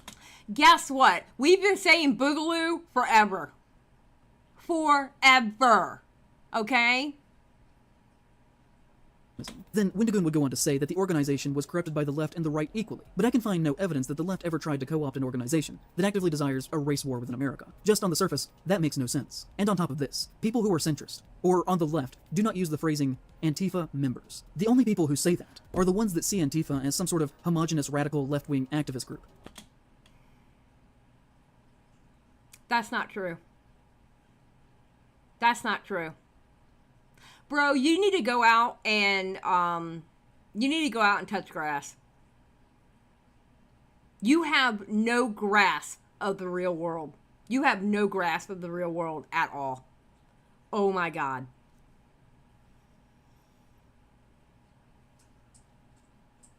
Oh my God. As opposed to a general term for anti-fascist movements. He is kind of telling on himself by saying Antifa members, as if they are a part. This is why your channel is failing. This is why your channel is failing. And you know what? I kind of felt sorry for you before, but at this point, I don't care anymore.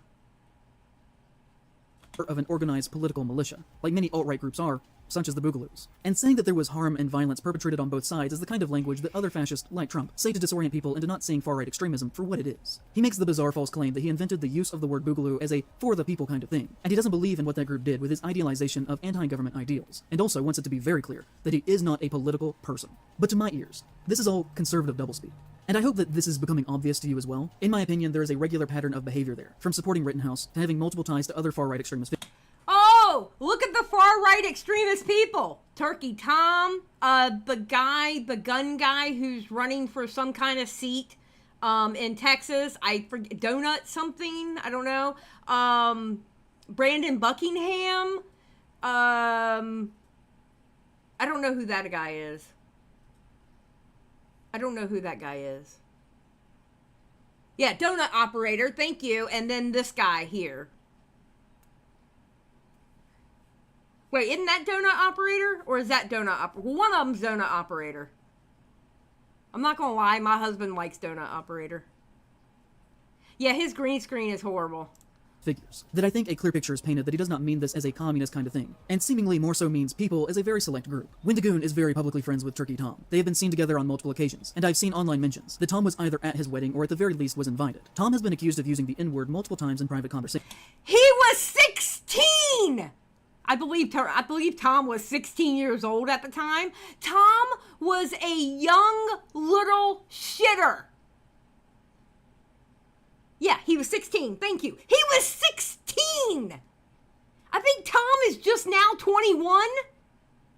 He was a kid. He was stupid. He was edgy. He said stupid shit as a teenager. Like, what? Dear God! Including these screenshots of texts that are alleged to be real. And he's also been accused of saying that the upper tiers of his Patreon were intended for Jews with deep pockets. Wendigoon is publicly connected to the... He was being edgy and being just... He was... Oh, God. Oh, God. Okay, listen. Listen, okay. I have a message for the online left. Okay, guys? You know why y'all are losing the culture war? I'm going to be very honest with you. You know why you're losing the culture war? You're losing it because y'all do not have a sense of humor anymore. We used to have a sense of humor. Now, some of it, do I agree with some of the sense of humor that people use? No, I don't always agree with it. But you can distinctly tell whether it's humor or they're being hateful. Okay? The online left, y'all do not have a sense of humor. Y'all are, oh my God. Oh my God. All y'all ever do is tone police people. This is why people are leaving the left. This is why people are not listening to y'all anymore. Because they are tired. They are mentally tired of hearing y'all always pointing at them at every little single thing they fucking do. Aren't you tired of constantly pointing at people? That's why I left the last community that I was in. Because I was tired of pointing at people and being outraged every damn day. It gets tiring. It became a full-time job. Don't you get tired of doing that? Don't you just want to live? Jesus. Oh my God. No. No, Verst. No. I am not making my why I left the left video yet. Okay? I'm still holding on for dear life. But my God, we have got to get some common sense and get a sense of fucking humor. Holy shit! Oh. And you know what? No, I'll get to that point. No, because it's coming up. I'll get to that point. Oh, dear God. All right, let's go. The internet historian, and has even appeared in his videos. The internet historian publicly said that his birthday was April 20th. It is not, and has only said that as a joke because that is Hitler's birthday. Wendigoon is publicly friends with Donut Operator, and even retweeted a photograph of the two of them hugging. Donut Operator is a gun-crazed, very far-right YouTuber with 4 million subscribers, whose career consists of him reviewing footage of police officers shooting and killing people. He was once a cop himself, before he made more money making YouTube videos and retired. His content is very pro-state, pro-cop, pro-gun, and pro-death to— Who cares? I don't care. I don't care. Axis for 10. In this video, the cop shoot a guy reported by his daughter for SA to her teacher. He pulled a gun and took his wife hostage when the police got to his home. He was then shot. The hill he's dying on. Listen. Thank you for the 10. I appreciate it, Axis. Listen. I know this sounds really weird to you, iPOS. Okay? We're just going to call you POS because I think that is the perfect name for you right now. Look here, POS. It is absolutely okay for conservatives and people on the left to be friends. It actually happens in the real world. It is absolutely okay. My God, I'm friends with people that I worked with, that I used to work with, that voted for Trump. I hated Trump, still do, but besides that, I'm still friends with them. And they love Trump. It's possible. You know why? Because my friendship was not contingent on where they lie politically.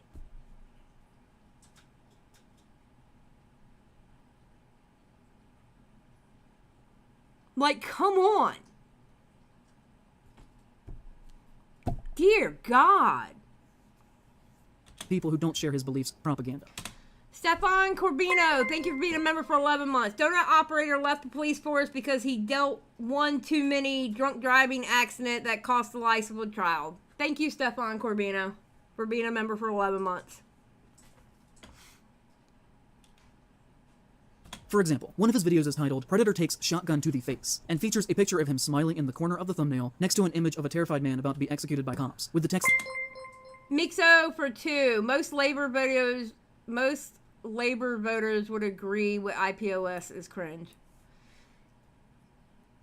Oh, okay. So what you're saying, Axis, is this video here. In this video, the cop shoots a guy reported by his daughter for SA to her teacher. He pulled a gun and took his wife hostage when the police got to his home. He was then shot, the hill he's dying on. So that's what happened in this video? Wow, bro. Really? Did you even watch the video or know the story behind the video then? Oh my... I'm going to be honest with you. If all that's true, because I haven't watched the video myself, so. But if all that's true, I don't have a problem with him being shot. That's less of my tax dollars that have to provide clothing and feed him in prison. And I'm on the left. I don't have a problem with him being gone. I don't have a problem with him being gone at all.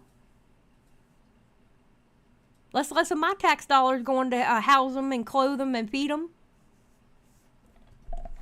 Just saying. that reads head removal. Hi everyone, Donut here. We got a couple of shootings for you today. The main shooting just warms my heart. And you know, for someone who supposedly is so very... You know what? And if that guy did what he did to his daughter, guess what? It warms my heart too. If that's what that guy did to his daughter, it absolutely warms my heart too. Because he got what he deserved. Anybody that can do that to a child deserves that. Oh yeah, I'm on the left and I totally believe in the death penalty. Oh, God. Anti-government. Wendigoon seems very comfortable with a man who makes his living worshipping violence committed by the state. He's a man of no conviction, claiming to be very against the government and for the rights of the people, while at the same time giving a warm embrace to one of the biggest fascist bootlickers on the internet. And the only thing that one could reasonably gather from this picture of them hugging is that he too is a fascist bootlicker himself. He has collaborated with Nick Crowley, who constantly makes money through the most morbid and shameful true crime content of Oh, with 2.18 million subscribers. Bro, you're jealous. You did a hit piece. And what you did is you hit it after 2 hours and 45 minutes. You did a hit piece. And the sad thing is you suck at it. You give no context and you barely give any receipts. Don't ever do this kind of content again, or your channel is going to fail even more. Showcasing the last minutes of people before they are suddenly and unexpectedly killed. Crowley is similar to Wendigoon, in that on the surface they seem fairly edgy, but clean enough. But then you notice that he follows less than 200 people on Twitter, and among them are the same circle with names like... Who cares? Who are you to tell somebody who they're allowed to follow on Twitter? Are you mad that he don't follow you? Is that what it is? Are you angry that he doesn't follow you? Is that why you're mad that you don't have the Nick Crowley follow? Is that what it is? Huh? Is that why you're mad because you don't have the follow? Bro. Holy shit. I bet you follow Keffels, don't you? I bet you follow Keffels, don't you? I bet you do. You want me to throw guilt by association to you for following Keffels? Because I can. Because we can go through the whole list of what she's done. Do you want somebody to make a quote-unquote bad faith video about you and who you follow? Because I'll go to your Twitter right now and go through every single person that you follow. And I'll make up a whole list on how you're an extremist left person, and I'll come up with all kind of conspiracies because of it. I'm just saying. We can play that game. We can absolutely play that game if we have to. I have no issues. Wendigoon, Plagued Moth, Turkey Tom, Mr. Ballin, and Donut Operator. Wendigoon has collaborated with Plagued Moth. That's his problem. He's not part of the Cool Kids Club. That's his whole damn problem. He's not part of the Cool Kids Club. That's what he's mad about. I told you, chapter 2 tells you what he's mad about. He's not part, the whole video talks about how he's been bullied. He's not part of the Cool Kids Club, and he desperately wants to be.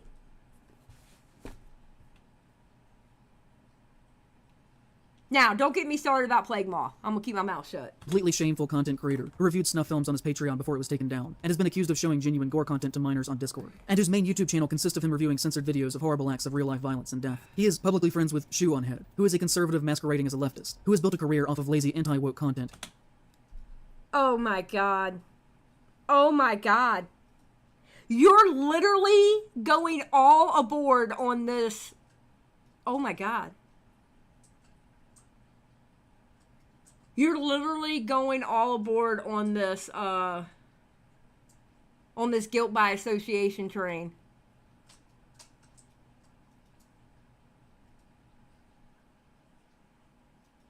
Holy shit. Complaining about SJWs, who says stuff like, Karl Marx rising from the grave, finding out his movement has... There is a problem with SJWs, especially online. There is a problem. Y'all don't have a sense of humor, and you like to tone police people to the point where y'all... Okay, you know what? I'm going to go ahead and say it. You know what's wrong with SJWs most of the time? Especially when they're normally a white female, but white female and white men, they like to overtalk the people that they are fighting for, okay? They're the first ones to scream out racism when something wasn't racist. And they don't let the people who it would actually have been racist to talk for themselves. They don't support people and their voices. They try to overtalk people and their voices. That's what's wrong with SJWs. Period, point blank, period. Tell me where I'm wrong. Y'all overtalk people because you think you know everything.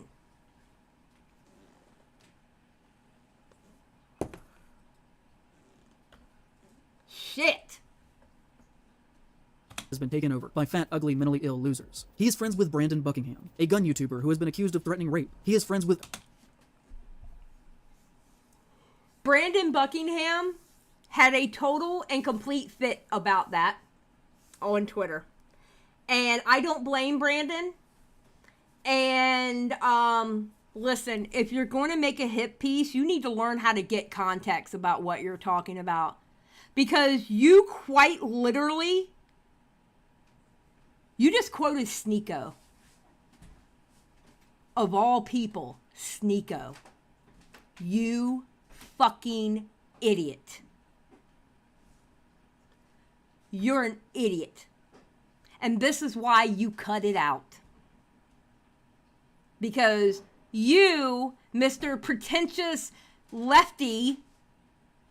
Oh my God, I'm starting to sound like Tommy now. Oh dear God. Oh dear God, I'm starting to sound like Tommy now. Holy shit. No, I'm not. I'm not leaving the left. That's not happening. Okay? No.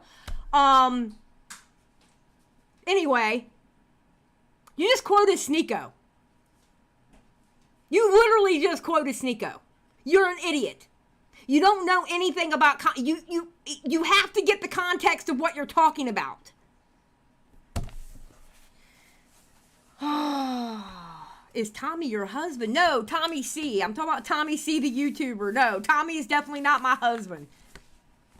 Look, Tommy's so mean that me and him would kill each other. Are you kidding me?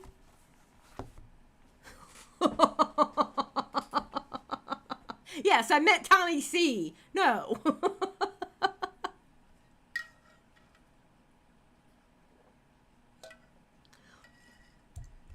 Well, I mean, Kay, I couldn't say that anyway or I would be lying, so.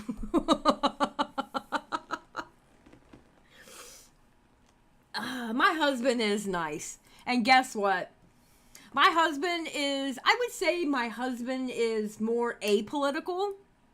But in reality, I would say my husband is probably like right in the middle. Probably scoots over a little more to the conservative side. But he's like right in the middle. He's purple. My husband's like purple. Because some things he agrees with the left on. Some things he agrees with the right on. So he's like right in the middle. A moderate? Is that what it's called now? There you go. A moderate. Yeah. Yeah, that's what I would say my husband is. So... or a centrist, or whatever. I don't know. They're coming up with new words for everything every year, so I'm scared to even call myself. That's why I just say I lean to the left, because I don't know what else to call it. So, anyway. Ugly, mentally ill losers. He is friends with Brandon Buckingham, a gun YouTuber who has been accused of threatening rape. He is friends with Oompaville, a gun-obsessed content creator that has taken advantage of Nikado Avocado's mental decline. You're an idiot if you don't think that Nikocado Avocado isn't a troll. And he does it because he knows that's what brings in the views. Have you ever heard Nikocado Avocado talk normal? He's totally different. Nikocado Avocado is a troll. He has been a troll. What in the hell? For fame and for money, and on top of that has made content with the human trafficker Andrew Tate. He is friends with Mutahar, who argued against Andrew Tate being deplatformed from social media websites. Yeah, I don't want... Oh my God. Oh my God. See, here's the thing. I'm a drama tuber, okay? You know, I cover drama. I like to talk shit, all right? And you know what? It doesn't pay too bad to talk shit. If these people get deplatformed, then what will I have to talk about?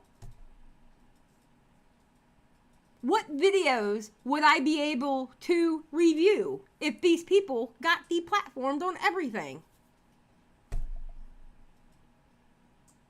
Literally. And if you deplatform people, this is something else that the online left does not get. If you deplatform people, you make them into a martyr. You actually give them more power by doing that. That's exactly what happened to Andrew Tate. Now, I do believe in deplatforming when it comes to actually hurting people, scamming people, doxing people, you know, bad stuff. Okay, I do believe in deplatforming for bad stuff. You know, hurting children in any way, I agree in deplatforming there, don't get me wrong. But that's like literally hurting people.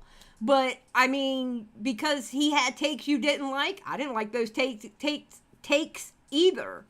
But it was easier when his videos were on YouTube.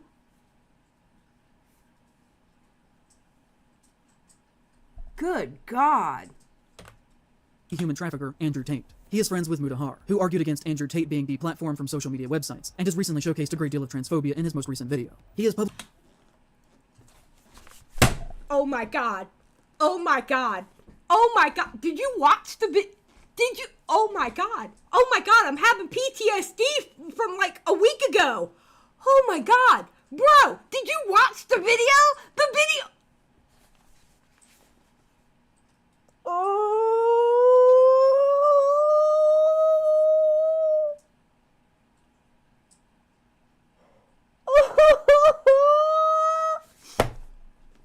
Oh my God.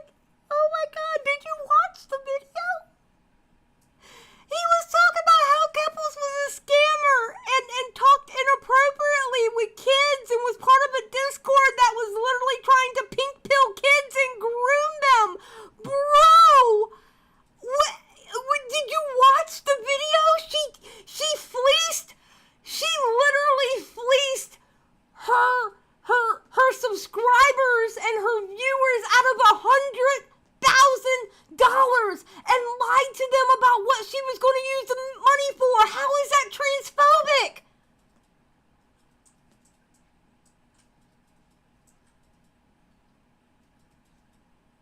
Oh, I can't.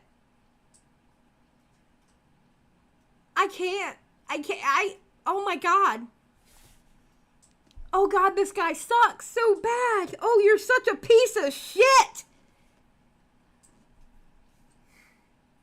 publicly interacted in a friendly way with the account Rock Solid on multiple occasions, and with just a quick look at their profile, I saw them liking anti-trans posts and neo-Nazi content. He interacts positively with Disclose.tv, a far-right propaganda website that uses hate speech, engages in Holocaust denialism, and platforms neo-Nazis. He has appeared in content with Mr. Guns and Gear, whose Twitter bio reads, dedicated to restoring the civil rights of Americans. But despite that, he's tweeted negatively about trans people many times. He has interacted positively with Garant Thumb, who has said, the traditional family should be encouraged and strengthened. I see little to no support from the government or big media. You know what? I'm friends with people who think the same exact thing. It doesn't mean that I think that way. What the fuck? What? Oh my god, bro.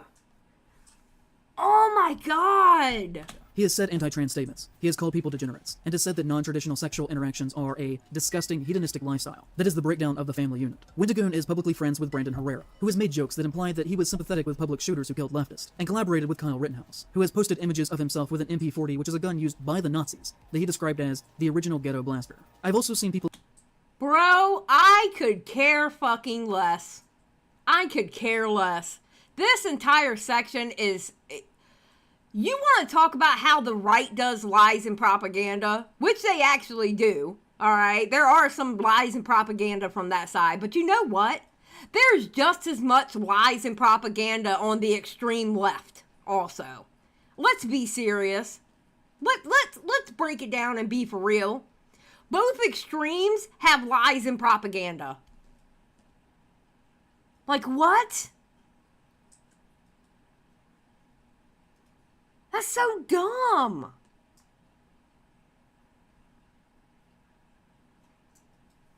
People insinuate that Herrera was with Wendigoon in the days of being part of the Boogaloo movement, but I cannot find substantial proof on if this is true or not. But I've seen several comments saying this, so online it is at least culturally believed to be true. He has appeared in gun-related content with Haley Luan, an influencer whose content is based entirely around making the United States military appear fun and bizarrely sexually appealing, which again, for someone who is supposedly anti-government, he sure does seem to have a lot of wealthy white friends who actively work to uphold the values of the American empire.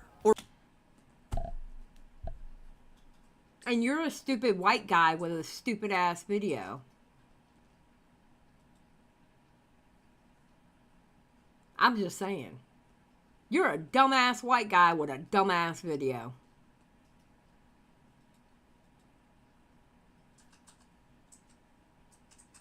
Bruh. Or we could talk about the time that he stole art to use in promotional material for his videos, and then blamed it on his editorial team instead of just taking the responsibility. Then, of course, there is his username. To the Algonquin people, the Wendigo is a negative spiritual symbol that is to be avoided and whose name is to never even be said out loud or written down. So I know there's a bit of a hypocrisy there on my part, but we kind of do have to say it for academic purposes, so apologies for that. Starting with Algernon Blackwood's horror short story called The Wendigo. People have for hundreds of years taken the creature and used it for their own means, including Wendigoon in his very name, which is something that indigenous people have been very critical with him now for years. This next thing that I'm trying to argue is not to discredit his feelings regarding to his own personal history. But what I will say is that Americans who are white or partially white in rural areas love to claim a percentage of native heritage for bizarre conservative reasons, relating to, like, reverence. Okay, that does happen, but but I have a point to this. Hold on. That does happen. He's not wrong about that part. That part does happen. However, for the land and fascistic nostalgia for a time that never existed and stuff like that. He has attempted to deflect from criticism over the use of the name by saying that his grandfather was Native American. And then show me proof where he's not. And if you say his skin color, that makes you racist. Because if you do, okay, fine, I'll use woke language so this motherfucker can understand. Because if you think just because he's white presenting and he doesn't have any kind of native heritage in him at all, that makes you racist. Because there are plenty white presenting Native Americans on this earth today. Plenty. So I want you to show me proof where he is not.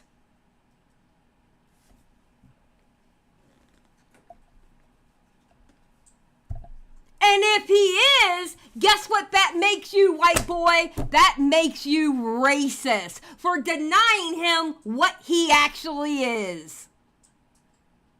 And this is what I'm talking about when they overspeak on people. Period, point blank, period. Good God.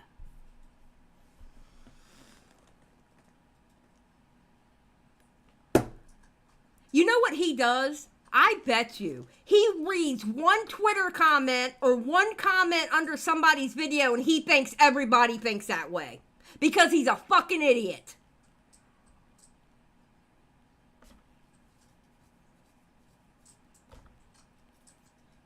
And yes, his shirt is racist. You're right. Skip. That he learned these things culturally through him. But I personally have to look at it from the hypothetical perspective, where, say I had a black or mixed grandfather in this situation, and black people were telling me that I was doing something that was racist or offensive to them. I would then listen to what they were saying instead of claiming that I had the right to do it, because I had some melanin in me. Especially if I... Bro, shut the fuck up. Just, no. Just shut up. Shut the fuck up. Stop. Because I guarantee you don't know what that's like.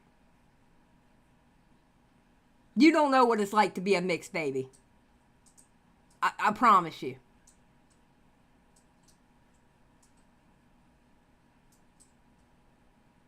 Oh my God. Oh my God. I want to fight this dude now. I were more or less raised within a primarily white cultural area, like the Appalachian Mountains are. And also on top of that, just, frequently associated myself with white supremacists. There are 26 million people in this region, and well over 80% of them are white, with the majority of the others being Latinos. And if I had no cultural connection around... Do you know what else is around the Appalachian Mountains? Oh my God. Indigenous people are there also. They're there also. Oh my God.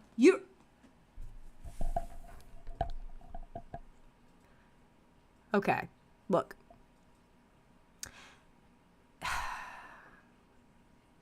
You're being kind of racist right now. Okay? There are, two federally government recognized tribes around the Appalachian area, and I think 3 state recognized tribes in the Appalachian Mountain area. I think it was 2 and 3, so it was like 5 total. It's just not whites and Latinos around the Appalachian Mountains. Sir, I I urge you, a Google search would have told you that, because I searched it last night. Your racism is showing. This is what I like to call woke racism. Your woke racism is showing. Yeah, it's almost like indigenous people are everywhere. You know? Guess what, guy? Not all indigenous peoples live on reservations.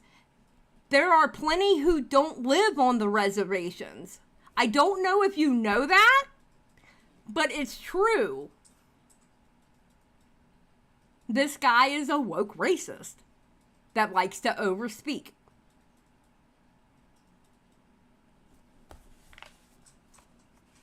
I'm about to call him a slur.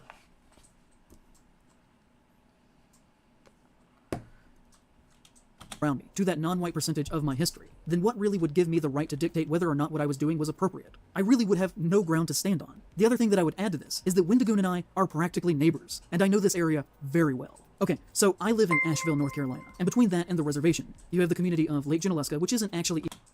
Oh, I know where you're at. I got family there too. Ha ha! Well, in that area. I know where he's at. Even a real town, you can walk across the whole thing in a matter of minutes. You got Waynesville, you have Maggie Valley, and a few other small drive-by communities. And beyond that is the Cherokee Reservation. Wendigoon lives somewhere just on the other side of the reservation. That is not me doxing him. He has said many times publicly that he lives in East Tennessee. And I'm not even saying what town he lives in. According to the latest census, there are only 23 black people who live in Maggie Valley. There are 15 Native Americans despite it touching the reservation. Most of this area used to be sundown towns. It is about as white as you could possibly get. Deep Appalachia is very white country, and for the most part, is exceptionally racist. That doesn't mean every white person that lives there is racist. Oh my God. Oh my God. Oh my God. Oh my God. So now he's getting guilt by association because of where he lives? Oh my God. No. Now, you know what? That's the same thing. That's the same thing as extreme right people saying that somebody's a thug because they're from the South Bronx, New York. That they're automatically a thug because they come from New York City. That's the same exact thing. You're doing the same exact thing as extreme right people do when they talk about Latinos and black people from the South Bronx. You're doing the exact same thing. This is that woke racism. Axis for 10. No, Xylie. If you don't live on the reservation, you aren't native. In fact, during Diesel Stream, I had to call my grandmother, who was 100% native, to tell her to get back on the reservation. Axis, don't tell Grandma. Tell Grandma she's fine where she's at, damn it.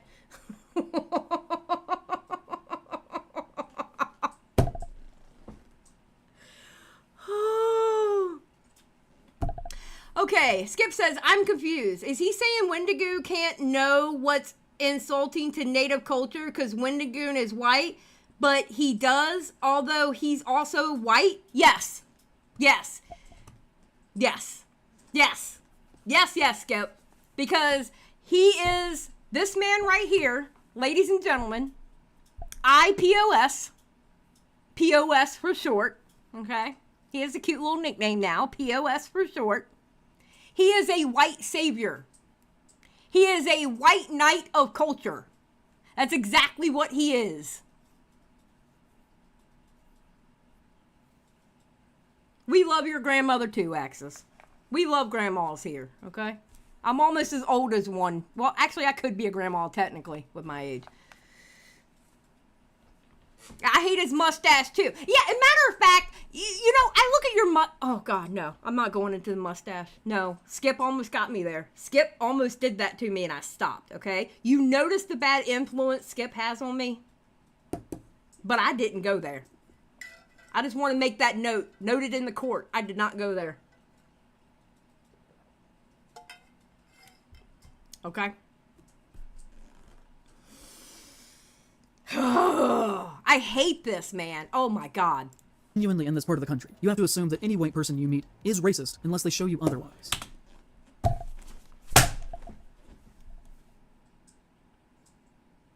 I hate him.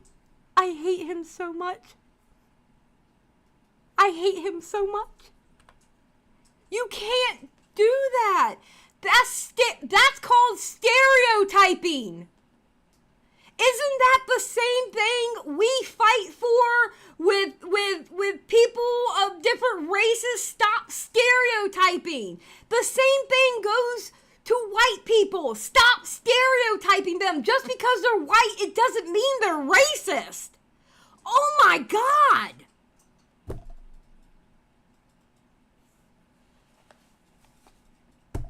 Yes, this is bullshit. Wendigoon just minds his business telling me entertaining bedtime stories. Yes! Verse, no. Verse, you're not just racist just because, well, you're not racist because you're white. Okay? Oh my God, bro. This is why nobody takes you serious anymore. This is why Twitch poll is dying. This is why people aren't taking people like Vosh and Hassan and this fucking dude and Keffels. It's the way y'all hold these fucking conversations. You do. Okay. Perfect example. Perfect fucking example. You remember, does anybody, okay, put a 1 in the chat if you remember Willie's video on the quartering. Put a 1 in the chat if you remember Willie's videos on the quartering. Okay, if you remember Willie's videos on the quartering, the one video said that he was the anti-SJW. That basically the quartering would go after the SJWs doing exactly what they do, okay? What he is doing here is exactly what the extreme right retards do. He's doing the exact same thing. He's using the exact same tactics. He is being bad faith as fuck by using those same tactics.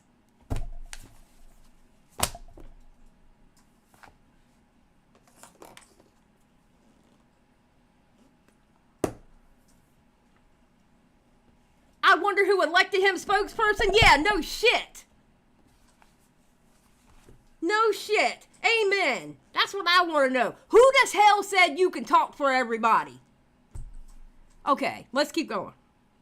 Racist. Genuinely in this part of the country, you have to assume that any white person you meet is racist unless they show you otherwise. Almost all of these little towns are well over 90% white. But if you were to drive through Maggie Valley, you would find an antique store selling... You know, my husband comes from a town, there was only one black family.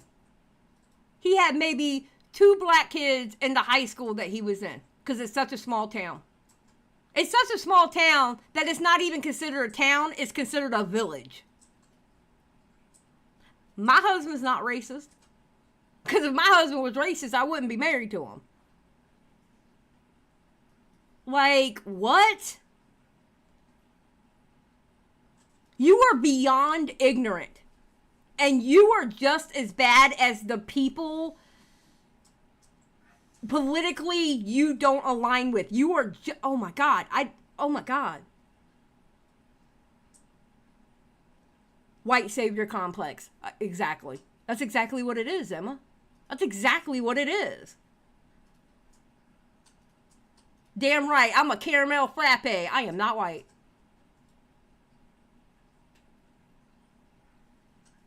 I'm a butter pecan Puerto Rican.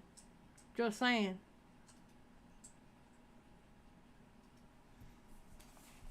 This is horrible.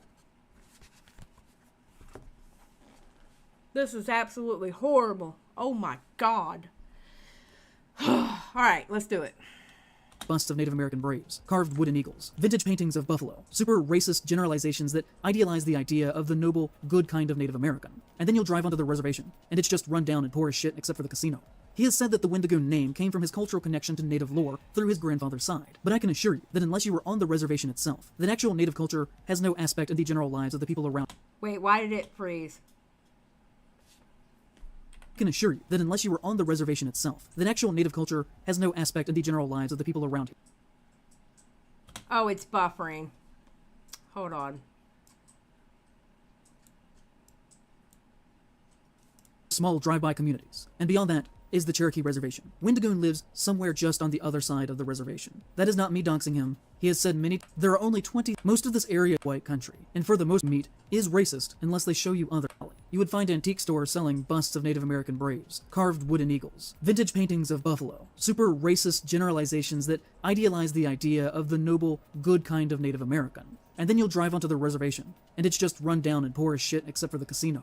He has said that the Wendigoon name came from his cultural connection to Native lore through his grandfather's side. But I can assure you that unless you were on the reservation itself, that actual Native culture has no aspect in the general lives of the... Oh! Okay, hold on. You know what? Wait, I know where I can go to get it.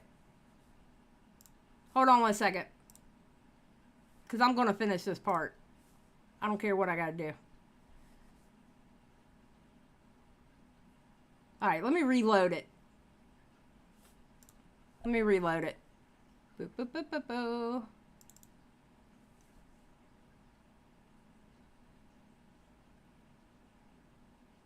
Okay, it doesn't want to reload. Alright, hold on. Let me go find Bobby real quick. Because I'm going to finish this part. Because he put it on Twitter. He put that whole section on Twitter. Okay, here we go. Alright, hold on. Because we're finishing it. I don't give a shit. Hello.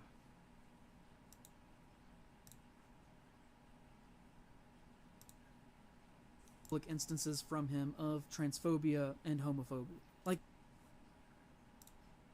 aesthetic to their views, or that you're perfectly fine making money from them, and are comfortable with that ideology being the back, and your political beliefs do, that you're sympathetic to their views, or that you're perfectly fine making money from them, and are comfortable with it, and social issues. With Christian multiple times. We could talk about another time, where someone has tried to cover this up and has denied that it happened, but I think there's enough evidence to say that it most likely did, on why he should be able to use the name, saying, "Hey everyone, so I hate getting political," that is ultimately making fun of their culture, as well, or to be direct. Yet only can call him out, but grandfather is Cherokee, and taught him the legend, and I'm not people, about how they reason as to why he became a folklore YouTuber, that somehow calmed. When I was a kid, after my life, this is total there's a lot of bizarre, religious-like mythology that he just thought Wendigos I hate this guy's other video. than the racist trinkets that depict them. Okay, here we go. This is where we were at. Alright, hold on. Because we're going to finish this. Damn it. Alright, 1.5. Bam. Alright, y'all ready? To be fair, he does look like he exfoliated for this video. He does. We got like 14 minutes left. And as I said a moment ago, the Wendigo is Algonquin, who are nowhere close to the vicinity of the Cherokee, who are in the southern Appalachia region, and throughout the lower sections of Middle America. The Algonquin people are Canadian, and a little bit Northern American. To insinuate that he can use the Wendigo name by citing local cultural native customs is completely absurd to a person who lives in the same general vicinity as he does. It is obvious that he just thought Wendigos were cool, and has come up with some seemingly strange backstory lie that is easily proven to not be true, unless, his grandfather is Algonquin and just moved to Tennessee. But if that were the case, I don't know why he wouldn't just come out and say that by now. And the reason why he doesn't is... No, you're the one that's out here claiming that he's not, so you have to show the proof that he's not. You have to show the proof that he's not. Yes, I'm abusing y'all at this point. If I have to watch it, you have to watch it with me. Wait, hold on. So it's wrong to talk about cryptids if you're white? Apparently. Yeah, exactly. The burden of proof is on you, retard. 100% because he made the video. Correct verse. Because it isn't true. There's a lot of bizarre, religious-like mythologizing around his past that I particularly hate. Like it always being said that his interest in cryptids and horror began with oral folk tales in Appalachia that are passed down and told to children. I assure you, as someone who lives near him and has for most of my life, this is total bullshit. And is some weird, false, cultural, imaginative idealization of the American South that is not actually true to the real Appalachia. We aren't sitting around at night talking about the goddamn Mothman and shit. I even came from a poor family, and he didn't. When I was a kid, I have seen people riding into towns on horseback. He admits to being raised by millionaires who got their money from crime. He just likes spooky stories, which is fine. So do I, obviously. But to come up with some weird, folksy reason as to why he became a folklore YouTuber. You notice how he said the money again? He's jealous. He literally made this section of Wendigoon because Wendigoon is part of the Cool Kids Club. Thank you, Claire. Has he never talked to old people before? Bunny says you can really tell this guy has no idea what he's talking about based on how he says Appalachian. That's always the red flag. You know why? Bunny knows. Bunny, don't you have family there? Because we've talked about it before. You got family up in the mountains.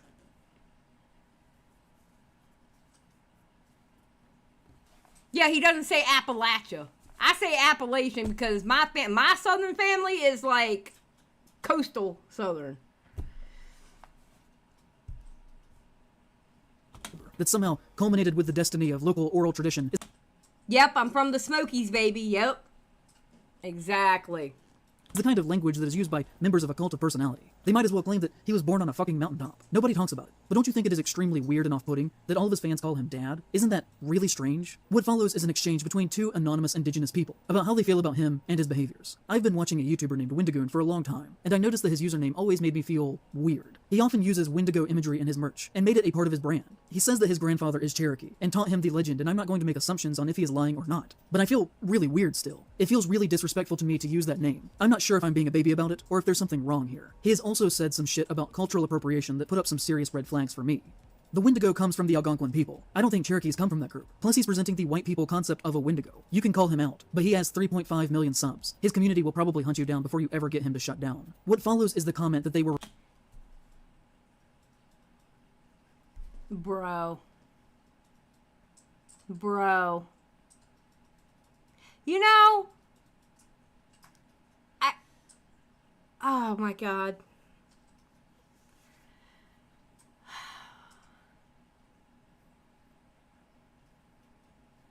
They can him what? What, Skip? I don't understand what you're saying. Yeah, he sounds jealous. Whoa, what? They can't, what?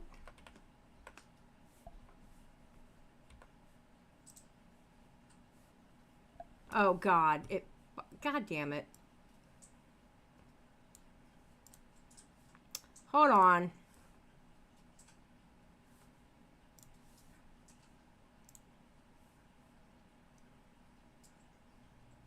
I forgot that I wasn't on the player. I have seen...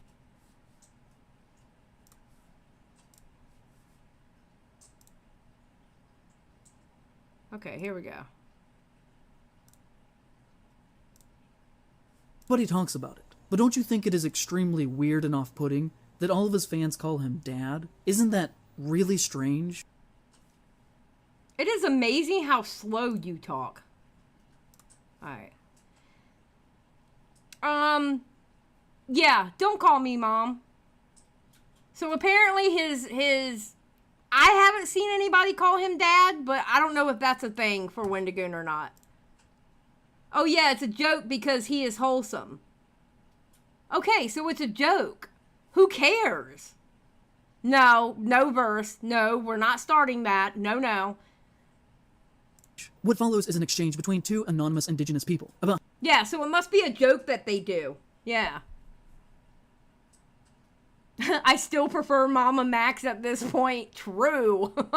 how they feel about him and his behaviors. I've been watching a YouTuber named Wendigoon for a long time, and I noticed that his username always made me feel weird. He often uses Wendigo imagery in his merch, and made it a part of his brand. He says that his grandfather is Cherokee, and taught him the legend, and I'm not going to make assumptions on if he is lying or not. But I feel really weird. That's true, Axis. Half of Diesel's audience call him Pookie. It's not that serious. They really do. They really do. God bless Diesel. Still, it feels really disrespectful to me to use that name. I'm not sure if I'm being a baby about it, or if there's something wrong here. He has also said some shit about cultural appropriation that put up some serious red flags for me.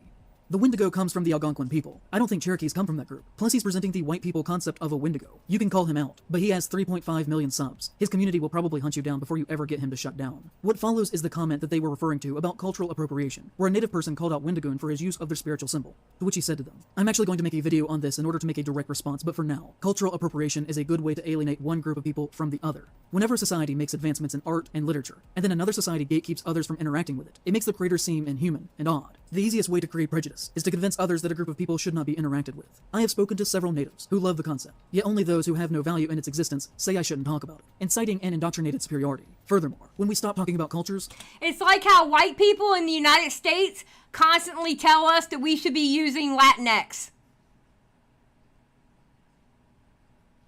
There you go. I solved it for you. There we go. Boom. Same thing.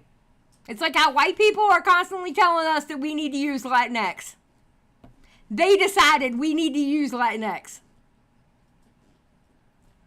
Just saying.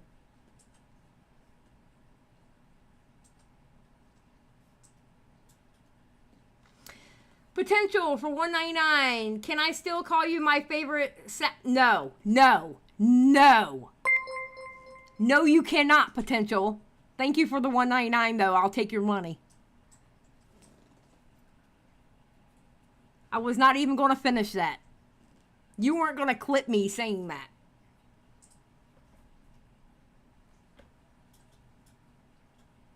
they die. This is especially applicable to Native Americans, who use spoken word to pass down their stories, and if we do not continue to speak their stories, their culture dies before we do. Lastly, I was raised in Appalachia, and my entire life has been filled with stories of the mountains, and creatures that lurk in the dark. My culture is as American as any, and I recognize the importance in keeping the fire alive. I in no way mean this to it. And you know what? You can tell he's from North Carolina, this dude here, by the way he says Appalachian Mountains. No, I haven't, Claire. If y'all don't stop giving away my live stream before I'm done, I'm just kidding, Claire. Thank you for your $1.99. I appreciate it. But no, I have not yet. I'm going to. Bunny said, he ain't one of us. I'll tell Tommy this is what you go by now, verse. I swear to God. I will call you a slur. Attack, or to be direct, just a simple reply. If we develop the idea that we can't speak of certain people, then we're no better than those who silence them. He's basically using the I have a few black friends excuse to tell indigenous people to fuck off and to not bother him, so that he can continue without... Okay, and you're using the excuse, I know what's better for black people. That's what you're doing. If you're going to sit there and say, he's using the I have black friends excuse, you're using the excuse of I know what's better for black people. That's what you're doing. If you can use that bullshit thing against him, then we can turn around and use the exact same thing against you.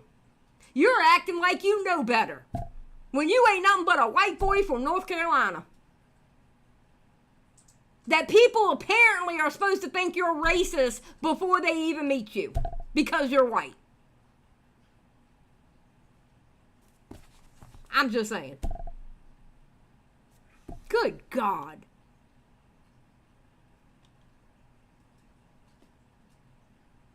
criticism to make a lot of money by selling plushies of a monster that was invented by a white British man that is ultimately making fun of their culture, as well as plastic figurines, posters, shirts, and other merchandise that depicts Wendigos. I don't know if he fully realizes the irony of being a... Stefan for 5. Imagine having white people force immigrants of... Wait, what? I guess of Latin descent? You talking about Latinos? Forcing them to change their language to be gender neutral. Not very progressive if you ask me. True, question mark, I think, Stefan? I think that's, yeah, okay, thank you for the 5.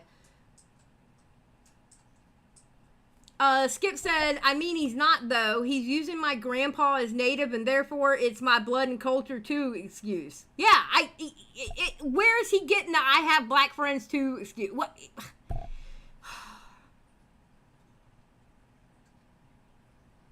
Verse is like, we're just cleansing the language, Stefan. White people think. Shut up, Verse. Verse, if you would have said this to this guy, if you would have said that to this guy, he would have had a heart attack. He would have had a heart attack because they don't have a sense of humor. Oh, dear God. A rich and famous person taking a symbolic figure from a smaller native group of people that he is not connected to in any way, that is at least in part to them originally used as a metaphor for colonialism. The reason that this comment is publicly still available is because Wendigoon archived it by posting a screenshot of it early in his channel's life to his Reddit page, as a clarification of his official position on why he should be able to use the name, saying, hey everyone, so I hate getting political, but this keeps— That's like people who got mad at Gypsy Rose. That's like people who got mad at Gypsy Rose Blanchard because she kept her name Gypsy because it's what her mother named her. Literally. Do y'all know when Gypsy Rose got out of prison, people were actually trying to cancel her because her first name is Gypsy? That she was born with the name Gypsy? It's the same thing! Mixo for 5. Wokes are addicted to race hate. It started with calling all whites oppressive, even Irish, Ukrainian, etc. And now they attack Jews. Next it will be the 8. Bro, I don't even know what's going on. I just work here, okay? I just work here. I exist. I pay taxes. I don't even know anymore. I don't know what's going on. Somebody said it earlier, politically, I am homeless right now, I feel. I don't know what's going on. I feel like it's going crazy. I do not know what's going on. Okay? I really don't. I do not know what's going on. I just exist. And I know what I believe, and I just stick to my beliefs. And whatever.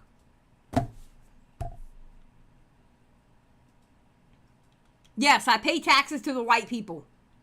Keeps coming up. I'm showing this comment reply now, so my opinions can be made known going forward. I've also blocked out the original commenter, and please do not show hate if you see it on the video. Also, I'm at 50k. I love you all so much. Also, I have received comments from natives who advise me not to use the term Wendigo, as it is a bad omen and is dangerous. That is entirely different from not talking about a group of people altogether. They genuinely believe the legend and want me to be safe. They're cool. Thumbs up emoji. It has become a more common thing for people to call him out on his beliefs, his behaviors, and at the continued use of the Wendigo in his name and the merchandise that he makes a lot of money off of. It became so much for 690, also, what the fuck is this guy decide what the Wendigo meant? I don't know. I don't know, Nosferatu. I have no clue. And thank you for I think that was 6. I don't have my screen up. But thank you for the donation. I truly appreciate it. Thank you so much. Yeah, I don't know what this guy's on. of a conversation that he even put out a statement trying to shut this down, saying, some rude and slanderous things have been said about my— Ninja, I will hide you from this chat, and you will never be able to utter my name again. I will hide you. If I find you on Twitter, I will block you. Test me. I'll do it right here in front of everybody.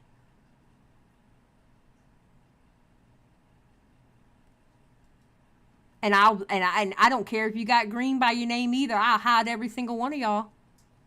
Or blue. You can be blue, green, or gray in this chat, and I will hide you. I'm already mad at this dude.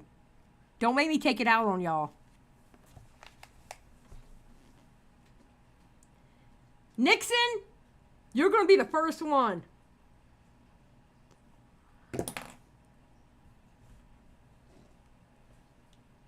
Okay, alright, let's continue. We're almost done with this shit. My character, and I just want to clarify that I am not right-wing or bigoted or anything besides thankful for my opportunity to make goofy YouTube. The only thing I believe in is loving God and my wife. Donut Operator. You know, the ex-cop who makes death content. The Wendigoon shared a picture of the two of them hugging not long after this. Can be found in the comments of this post asking if Wendigoon wants him to start killing people who said that he was right-wing. Bro! I used the same exact gif! What do you mean? Oh my god. You need to get a sense of humor. You seriously need to get a sense of humor. Oh my God. This is why no one takes y'all serious. You don't have a sense of humor. Post asking if Wendigoon wants him to start killing people who said that he was right-wing. I think that this is an all-time bad public statement that says absolutely nothing substantial. And that's the point. I quote tweeted this and said, not that I have a stake in this whatsoever, but this is such a non-statement that doesn't even address any of the issues that folks are criticizing him for. Someone using their religion as a shield in the same breath as claiming that they believe in nothing politically is a red flag. Oh, I'm just a goofy wholesome boy. Please don't ask me why I follow less than 500 people and one of them was Kyle Rittenhouse. Don't ask me about all the guns that I post pictures of. I promise I have no strong beliefs. Stop it. Your jealousy is showing. You have mentioned how much money he has plenty of times. Your jealousy is already showing. You're jealous, and you're grasping at straws because of your jealousy. And by attacking Wendigoon the way that you are, you're going to get him even more views now. You idiot. You're a complete idiot, and this is why you cut this section out of your video. Apolitical, really? Why are you slandering me? I really only care about this because if you have that large of a platform and make your money from being a public persona, then you are no longer fully a private person, and your political beliefs do in fact matter and are a fair topic of debate. You can't get... You know what? They don't matter. I don't care what Wendigoon's political beliefs are. I don't care. I don't even care. Listen, y'all know how I am about Sky Daddy. I don't give a fuck about Sky Daddy. I can sit here and say I don't give a fuck about Wendigoon's Sky Daddy. I don't care that he believes in God. I don't care. That has nothing to do with the fact whether I watch his content or not. And I barely do watch his content. I have caught a couple of them. But I mean, bro, what? I don't care. Axis for 10. The guy is pretending like Wendigoon is that girl who found out she's 2% black and not that he's an actual living person who he's related to that is part of the cultural / racial group. Yeah, I mean, listen. Prove that his grandfather's not. Like, prove it. Prove that his grandfather's not, and then you might have an argument. But you can't. You haven't. So you're grasping at straws. And it all boils down to he has a bigger channel and he gets more views from you and you have plateaued on your platform. And you're mad about it. Because sad would say you've been paying your rent late for a fucking year and you're going to have to go out and get a fucking job. And you're pissed. That's what all this is about. All of this is about you're going to have to go and get a real job and you're pissed about it.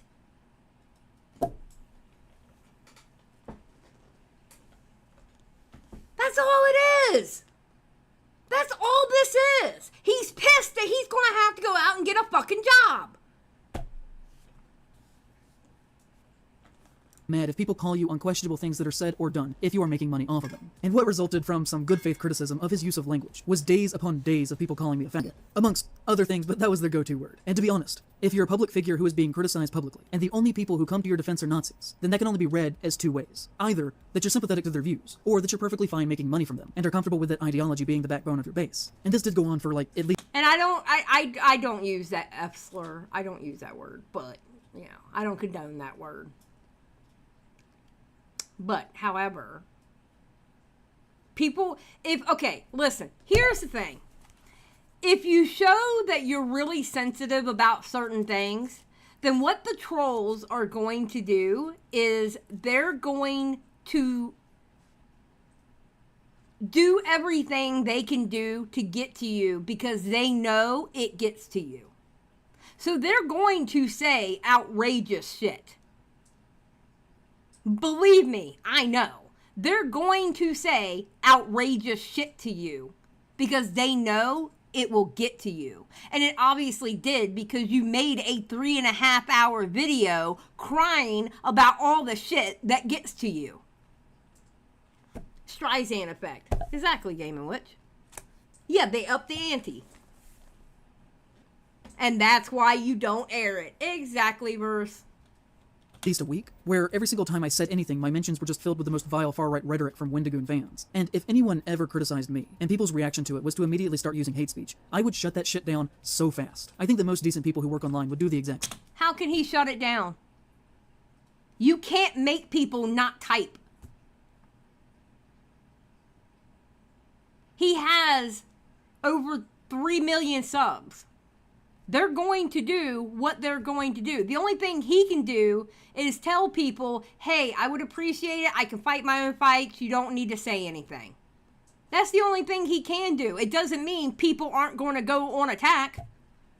You cut this section out of your live. You cut this section out of your video. I'm still reviewing it because you're still an idiot.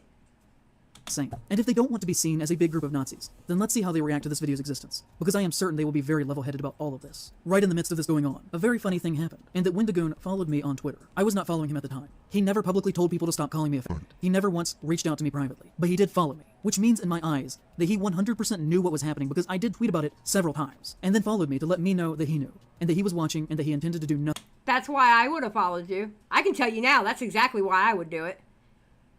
Matter of fact, I would have been so petty. This is how petty I would have been. Because, listen, everybody knows I'm a subtweet queen, right? Although I haven't subtweeted in quite a while. Have you noticed that? I haven't subtweeted in really a long time. But anyway, I'm a subtweet queen. I learned from the best. Her name is Skip. Okay? She was the subtweet queen. But then I took her crown because, you know, she stopped being on Twitter as much. And you know what I used to do when people would subtweet me and I knew it was about me? I would like the subtweet.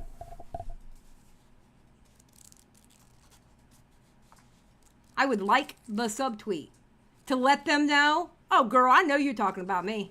Oh dude, I know you're talking about me. I would like it. Just to let them know, yeah, I saw it.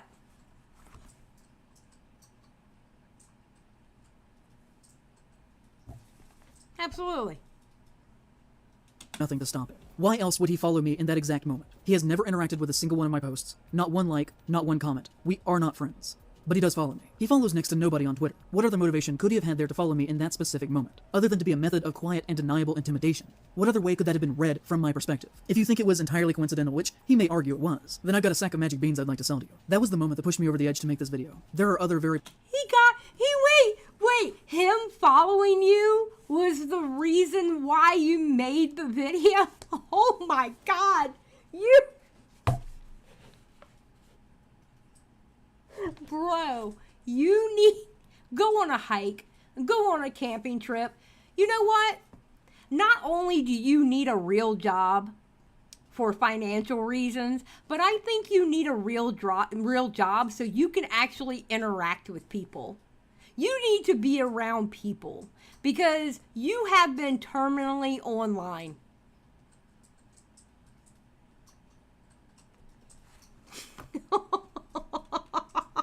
public instances from him of transphobia and homophobia. Like when he allegedly said, calling Chris Chan, a man who mutilated his body with a box cutter because 4chan said he was a girl, holds a deep hatred for men and most women, decided to be a girl so that he could hook up with lesbians, and now abused his mom. She is disrespectful to and delegitimizes trans people. Like he, a very publicly straight, married Christian cis man, somehow is the authority on what legitimizes a trans person's identity. He has tried to cover this up and has denied that it happened.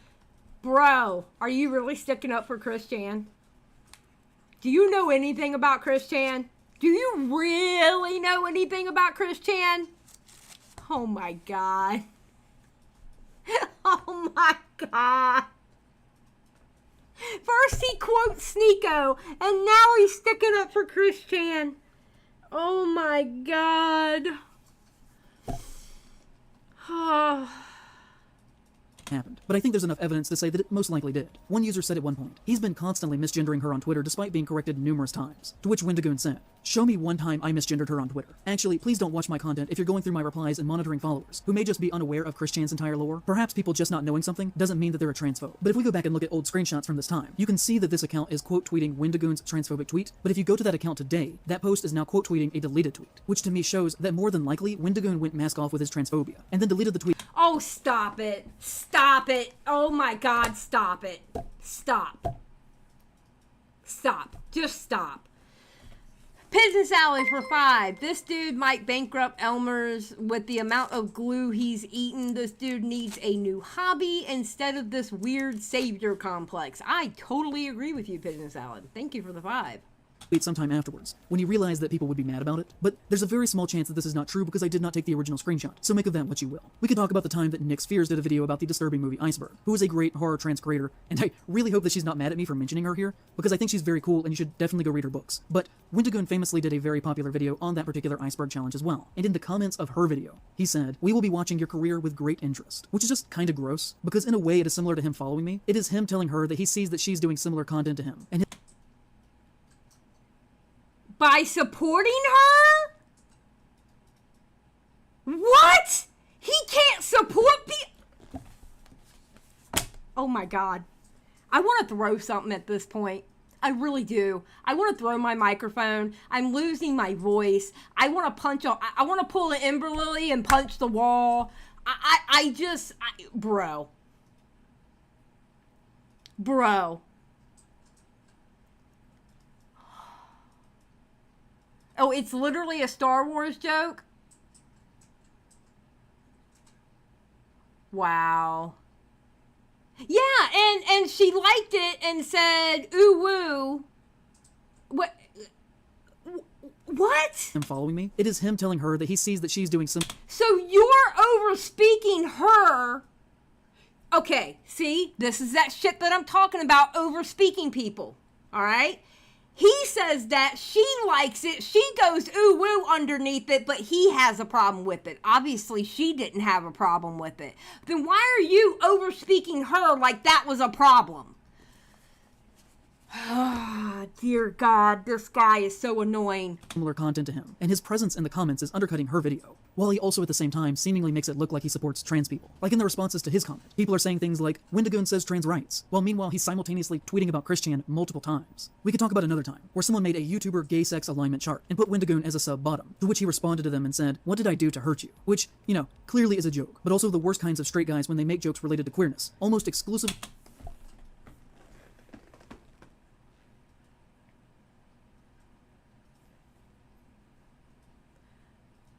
Bro, why is he mad about that? What? Why? Why is he mad about that? What?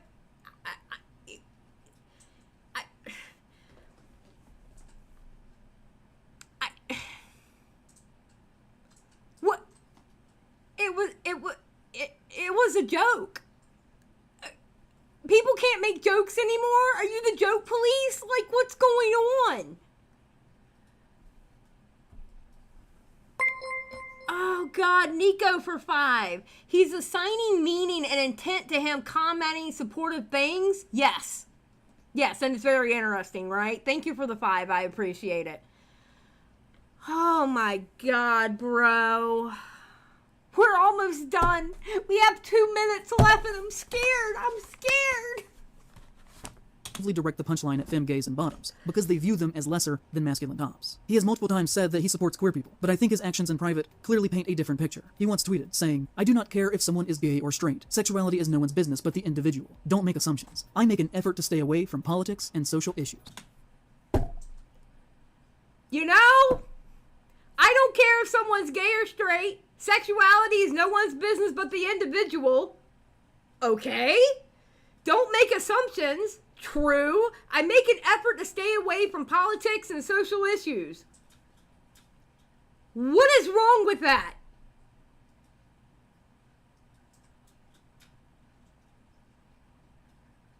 What is wrong with that? Oh God. Oh God, I'm scared to see what he says. Which, you know, first off, equating sexuality with politics kind of already shows what you kind of think of the issue. And I hate this guy. I absolutely hate this guy. Game and Witch for 5. This dude needs to change his name to Stretch Armstrong. 100%. Thank you for the 5. Holy crap, bro. And second off, clearly, as we have seen, everything that he does has deep political motivations, and to argue that he's just a horror YouTuber is comical. Far-right figures are often the only ones who hide their harm under a false shield of wanting to seem like they have no strong beliefs at all, because their real views are so socially abhorrent. And the thing that people kept saying to me in all of this was, why do you even care?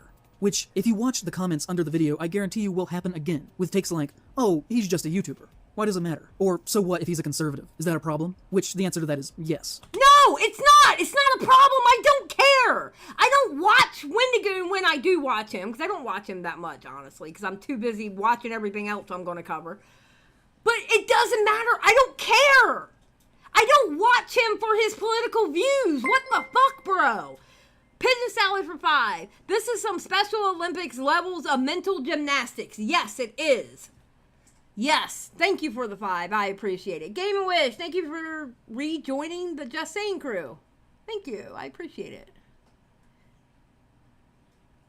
But the reason that I care is because this does not belong in horror, or anywhere. I care deeply about horror, and everything that he does.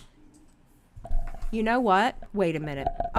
Bullshit. You're not allowed to do that. No, fuck you. Fuck you. You are not allowed to do that. What do you mean it doesn't belong in horror? What, because he's conservative and because he's Christian doesn't belong in horror? But yet, you can take your ideals and preach it to people through your videos? You're allowed to do that though, right? You're allowed to preach to people in this fucking video? So if his values are not allowed in horror, that means your values are not allowed in horror either. Oh my God.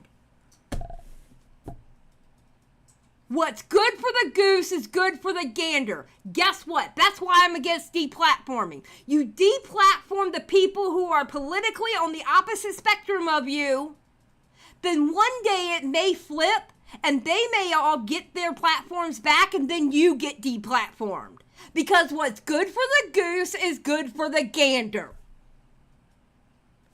I hate these people.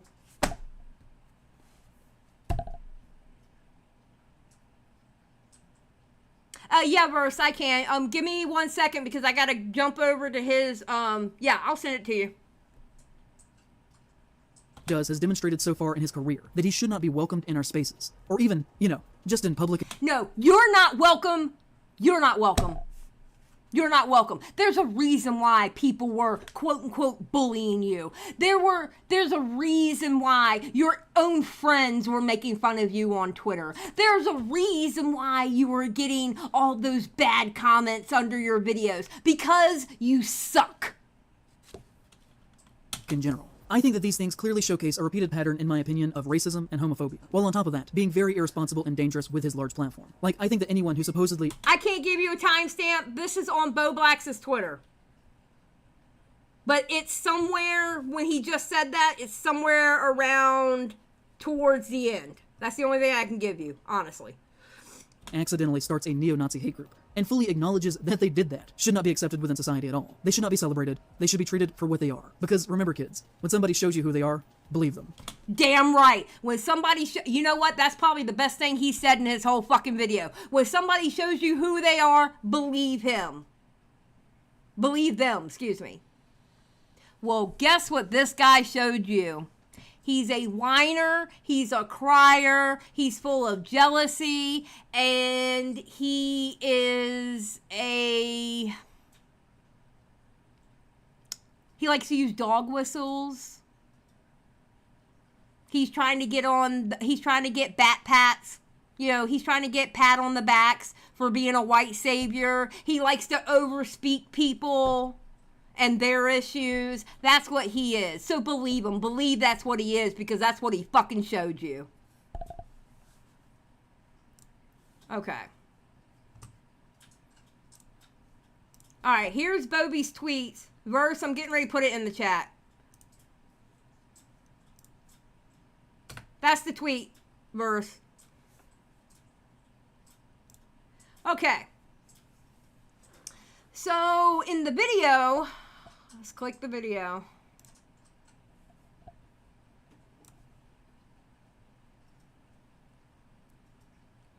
Wendigoon said this.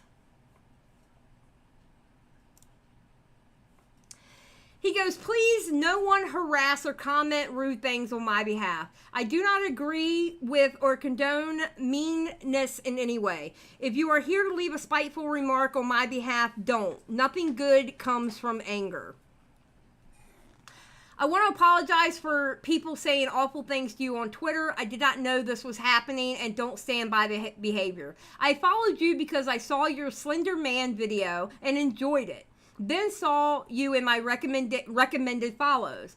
It sounds like you strongly dislike me, and that's okay. But if I've done anything to cause that, I apologize. If I have ever spoken against you without cause or made any joke at your expense, I am sorry. I did not follow you to harass you, but if that contributed to any way, I wish I could take it back. You don't have to like me, but I hope you do not feel I have any ill will against you. There is a lot you assumed incorrectly about me, but that's to be expected. I try to keep my life private in what ways I can, and my friends mentioned in the video can take up for themselves. I will only point out that your assertion about Brandon Buckingham is particularly egregious because the lie regarding a threat was made up by Sneeko when Brandon called him out on his behavior. I know you wouldn't support an internet figure like Sneeko, but you inadvertently did by not checking the source.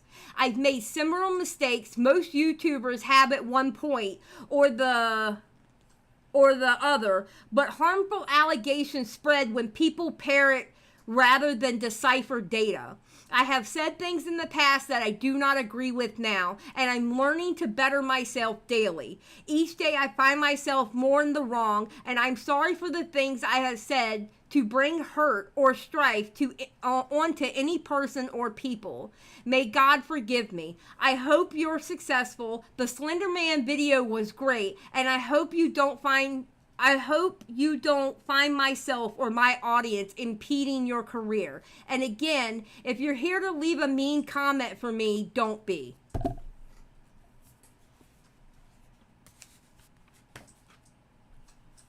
All right. Hold on 1 second, because I'm going to go to my bookmarks.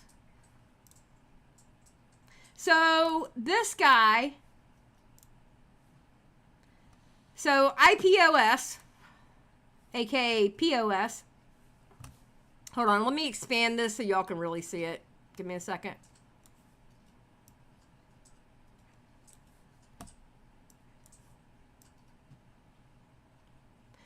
All right, so POS made the string of tweets. A thread about the last few days. Many people have said very fair criticism of me and my work, that I did not appropriately portray people, and I would like to address that. To Brandon, I do need to apologize to you for two things. The first, you are right. I was wrong for me to use that picture.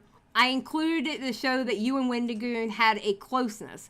There are other images I could have used to demonstrate that. For what it's worth, I genuinely am sorry. The second is I do not do my diligence when looking into the allegations against you. To be honest, I saw pictures of you with Turkey Tom, with Donut Operator, with Wendigoon, with Brandon Herrera, that was the other guy, and often with a gun in your hand, I wrote you off. I do not feel that you were worth my time, and that was the result of the company you keep. Ultimately, this is a failing on me, though, in how I presented that. You using homophobic language to me, though, and calling me a low testosterone freak, which I actually agree with Brandon on that, does not change my opinions about you. My base thoughts remain the same, even though I should have said them differently and not let that cloud my writing. To Mudahar, this motherfucker.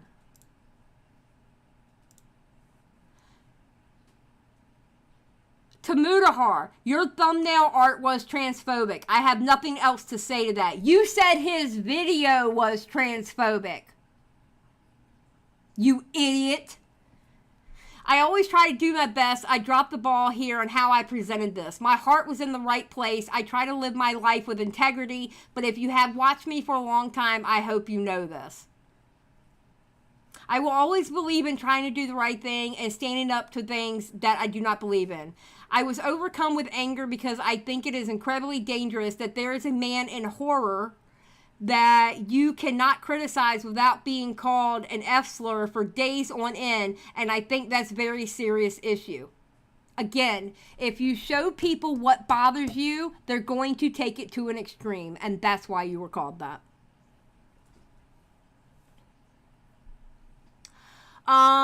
But I did let that anger at this affect my overall quality in the presentation of these events.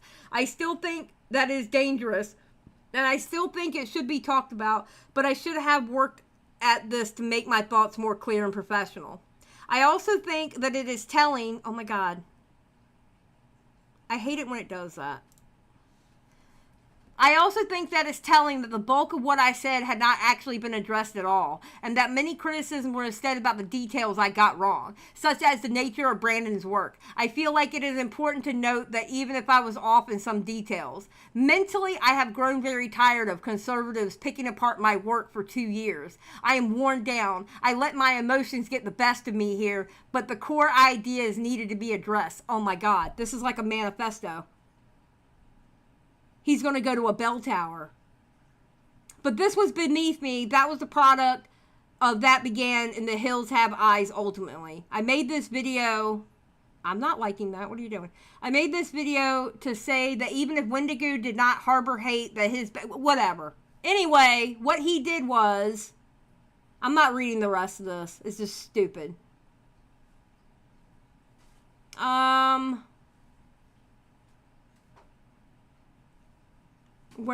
not reading the rest of this. It's word salad. Anyway, he ended up cutting that part out. He ended up cutting the Wendigoon part out. It is. It's a manifesto. I'm not reading all that. Well, Brandon Buckingham said he's going to make a video. And I can't wait. And when he does, we're going to cover it. When he does, we're going to cover it. Because, bro, that was absolutely ridiculous.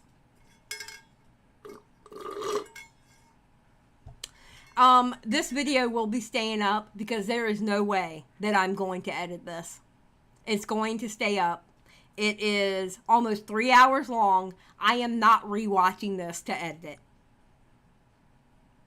So it's staying up, ladies and gentlemen. Okay? Oh, shit. My cup almost fell. You know, Rotten, I wasn't a Brandon fan before, but Brandon's been making some pretty good videos lately. I've become a Brandon Buckingham fan. I do like his videos lately. They're really good. Yeah, Shade of Night, I am tired too. And then you know what my little homemaker butt has to do when I'm done with this? I have to go to the grocery store and buy stuff. And then cook dinner. I'm not excited. Hold on. I got a message from...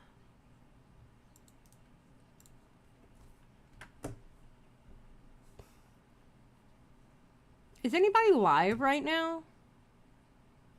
Let me look and see if anybody's live.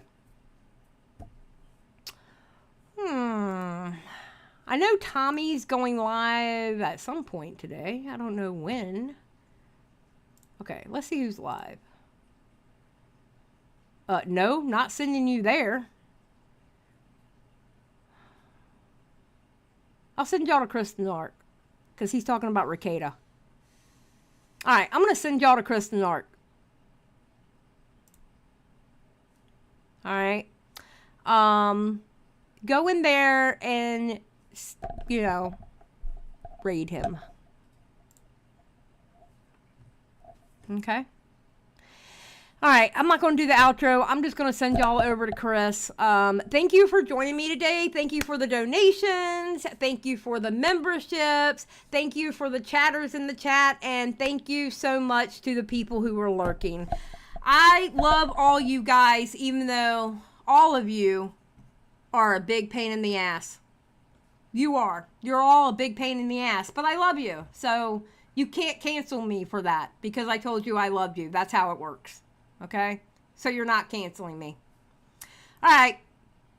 Y'all have a good day. Peace out.